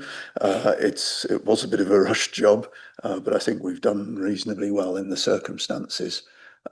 So I recommend it to you to endorse for forward submission to council. Thank you very much. Julie, would you like to add anything? Just very quickly, the Boundary Commission are very clear as to what they expect from the report, and we've followed that guidance in terms of pulling it together. This is about how councillors will represent their constituents moving forward. So there's stuff about the profile of York, but it's really around the governance arrangements, and it's around the scrutiny functions. And then we were hoping to get to a consensual position, but then the second part is obviously the submission, which is 4 separate submissions from the different political parties. Thank you. Thank you. So we're asked to well, having thanked everyone who pulled it together, to approve the report that's presented. We're not being asked to debate the merits or otherwise of the various group submissions. That's probably to happen elsewhere, but that's not our job this evening. So I suppose what I would ask is, Are there any comments on the first part of the report, the officer report? I've got a few very minor, nitpicky things, if that's all right. Page 21, so the table of committees and membership, staffing matters and urgency.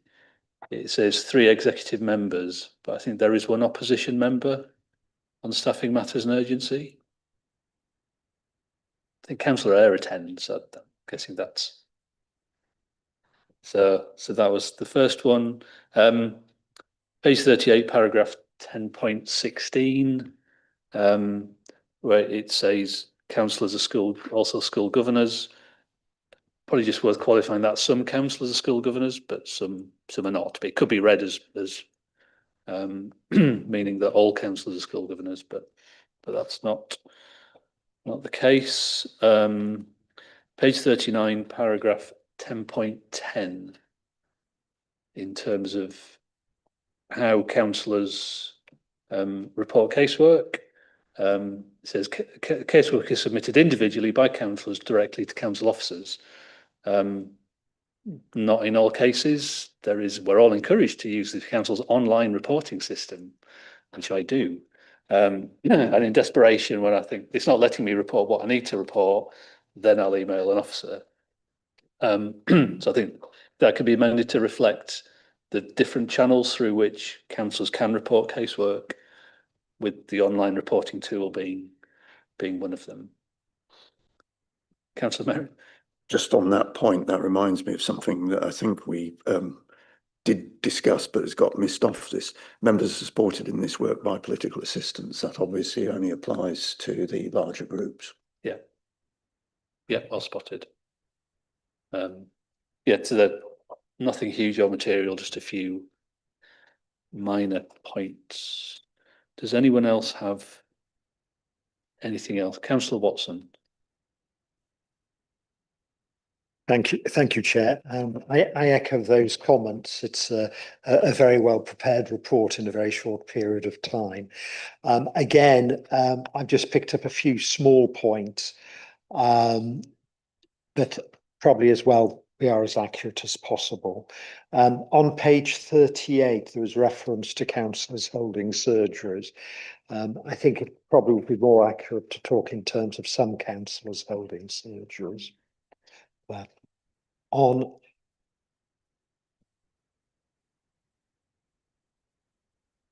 page 32, a reference to 2 appointees to York City Charities. Whilst in fact the authority can appoint up to 5, it does actually appoint 1. The situation in respect of Planning B, which is referred to on page 21 and 28, my understanding is Planning B has gone. As of the 1st of October. As of today, yeah. Mm-hmm. And at point 510, and I'm sorry, I did write the page number, there is a reference to there not being sufficient officer capacity for the council to operate a committee system. Again, my understanding is that the committee systems have now gone. Yes, that is clarified in the analysis that, you know, in terms of the white paper, the new devolution white paper, that would be clarified there. Thank you. Okay, we done? Any other comments from any of the members? No. Bryn, would you like to add anything? Just one very brief comment, if I may. As has been said, there's been a fair number of officers involved in this, as well as the task and finish group. Julie joined us 2.5 weeks ago and was given a sink or swim task of titanic proportions and has absolutely risen to the challenge. And I would very much like to place my personal thanks on record to her, together with, I suspect, the entire task and finish group, because without her, this document wouldn't look like anything like it as good as it does.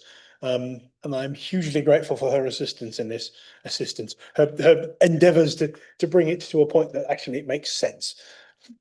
Okay. Thank you. The only way is down now, unfortunately. Oh, he's Can I just say in terms of process, so obviously this will be reported to council on the 16th of October, there'll be an extraordinary meeting. We then have to submit it to the Boundary Commission on the 17th of October. This is one part of a huge data set that we also submit to the Boundary Commission, so electoral forecasting, etc., etc. They then have their own timetable, and the public consultation is planned to begin on the 25th of November. Wording patterns. Thank you. So I may have been unclear earlier. So this report doesn't go to executive, it goes straight to full council. Yeah. Right. Okay. Right.